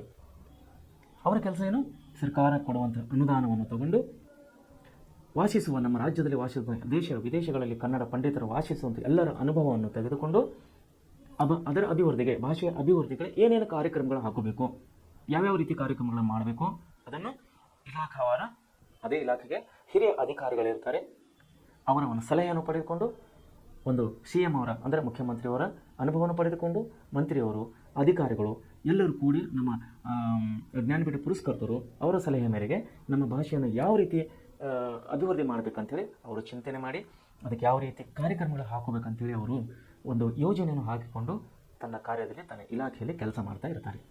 ಶಿವರಾಜ್ ತಂಗಡಿ ಅವರು ಇವತ್ತಿನ ನಮ್ಮ ಕನ್ನಡ ಮತ್ತು ಸಂಸ್ಕೃತಿ ಇಲಾಖೆ ಸಚಿವರು ಇದ್ದಾರೆ ಅನ್ನೋದು ತಾವುಗಳ ಅರ್ಥ ಮಾಡ್ಕೊಳ್ಬೇಕು, ನೆನಪಿನಲ್ಲಿಟ್ಕೋಬೇಕು. ಸೊ ಈ ರೀತಿ ಇಲ್ಲಿವರೆಗೆ ನಮ್ಮ ಭಾಷೆ ಬಗ್ಗೆ ನಾನು ನಿಮಗೆ ಹಲವು ವಿಷಯಗಳನ್ನು ತಿಳಿಸುವ ನಿಟ್ಟಿನಲ್ಲಿ ನಾನು ಒಂದು ಪ್ರಯತ್ನ ಮಾಡಿದ್ದೇನೆ. ವಿಶೇಷವಾಗಿ ಪ್ರೆಸೆಂಟ್ ಕ್ಲಾಸಸ್ನಿಂದ ಕೊಡುವಂಥ ಪ್ರತಿಯೊಂದು ವಿಷಯಗಳು, ಪ್ರತಿಯೊಂದು ಅಧ್ಯಾಯಗಳು ತಾವು ಮನಸ್ಸು ಕೊಟ್ಟು ಓದಬೇಕು, ವಿಷಯಗಳನ್ನು ನೆನಪಿನಲ್ಲಿಟ್ಟುಕೊಳ್ಳಬೇಕು. ಈ ಪ್ರತಿಯೊಂದು ವಿಷಯಗಳು ನಿಮ್ಮ ಜೀವನ, ನಿಮ್ಮ ಮುಂದಿನ ಭವಿಷ್ಯಕ್ಕಾಗಿ ಒಳ್ಳೆಯ ರೀತಿಯಲ್ಲಿ ಇವು ಸಹಾಯ ಆಗುತ್ತವೆ ಅಂತೇಳಿ ನನ್ನ ಒಂದು ನಂಬಿಕೆಯಾಗಿದೆ. ಇಲ್ಲಿಗೆ ಇವತ್ತಿನ ಪಾಠನ ಮುಗಿಸ್ತೀನಿ. ಉಳಿದ ಭಾಗವನ್ನು ನಾವು ನಾಳೆ ಪಾಠದಲ್ಲಿ ನೋಡಿಕೊಳ್ಳೋಣ. ಸೊ ಎಲ್ಲರಿಗೆ once again good evening. Present ಕ್ಲಾಸಸ್ನಿಂದ ನಿಮಗೆ ಇನ್ನೊಂದು ಸಾರಿ ಗುಡ್ ಈವ್ನಿಂಗ್. ತಾವು ಒಳ್ಳೆ ರೀತಿಯಲ್ಲಿ ಅಭ್ಯಾಸ ಮಾಡಬೇಕಂತಲೇ ತಮ್ಮಲ್ಲಿ ವಿನಂತಿಪೂರ್ವಕವಾಗಿ ನಾನು ಕೇಳಿಕೊಳ್ತಾ ಇದ್ದೀನಿ. ಅಭ್ಯಾಸ ಮಾಡಿದ ನಂತರ ನಿಮಗೆ ಯಾವುದೇ ವಿಷಯನ ತಿಳಿದಿಲ್ಲ ಅಂದರೆ ನಾನು ನಿಮಗೆ 2 ವಿಷಯನ ಹೇಳ್ಕೊಳ್ತಾ ಇದ್ದೀನಿ. ಒಂದು ಕನ್ನಡ ಸಬ್ಜೆಕ್ಟ್, ಕನ್ನಡ ಭಾಷೆ, ಎರಡನೇದಾಗಿ ಇತಿಹಾಸ ನಾನು ಪಾಠ ಮಾಡ್ತಾ ಇದ್ದೀನಿ. ಬಹುಶಃ ತಾವು ಗಮನ ಕೊಟ್ಟು ನೋಡ್ತಾ ಇದ್ದಿರ್ಬೋದು. ಇತಿಹಾಸ ವಿಷಯದಲ್ಲಿ ಹಾಗೂ ಕನ್ನಡ ವಿಷಯದಲ್ಲಿ ನಿಮಗೆ ಯಾವುದೇ ರೀತಿಯ ಸಮಸ್ಯೆ ಇದ್ದರೆ, ಯಾವುದೇ ರೀತಿಯ ಏನಾದರೂ ನಿಮಗೆ ಸಮಸ್ಯೆ ಇದ್ದರೆ, ನಿಮಗೆ ಏನಾದರೂ ಪ್ರಶ್ನೆ ಇದ್ದರೆ ನೀವು ಕೇಳಿದರೆ ನಿಮ್ಮ ಪ್ರಶ್ನೆಗೆ ಉತ್ತರಿಸುವಂಥ ನಾನು ಪ್ರಯತ್ನವನ್ನು ಮಾಡ್ತೀನಿ. So thank you. ಎಲ್ಲರಿಗೂ ಒಂದು ಸೆಕೆಂಡ್ ಕೊಟ್ಟಿನಿ. ಎಲ್ಲರೂ ಒಳ್ಳೆ ರೀತಿಯಲ್ಲಿ ಅಭ್ಯಾಸ ಮಾಡಬೇಕು ಅಂತ ಹೇಳಿ ಇನ್ನೊಂದು ಸಾರಿ ನಿಮ್ಮಲ್ಲಿ ನಾನು ವಿನಂತಿಪೂರ್ವಕವಾಗಿ ಕೇಳಿಕೊಳ್ತೇನೆ. Thank you.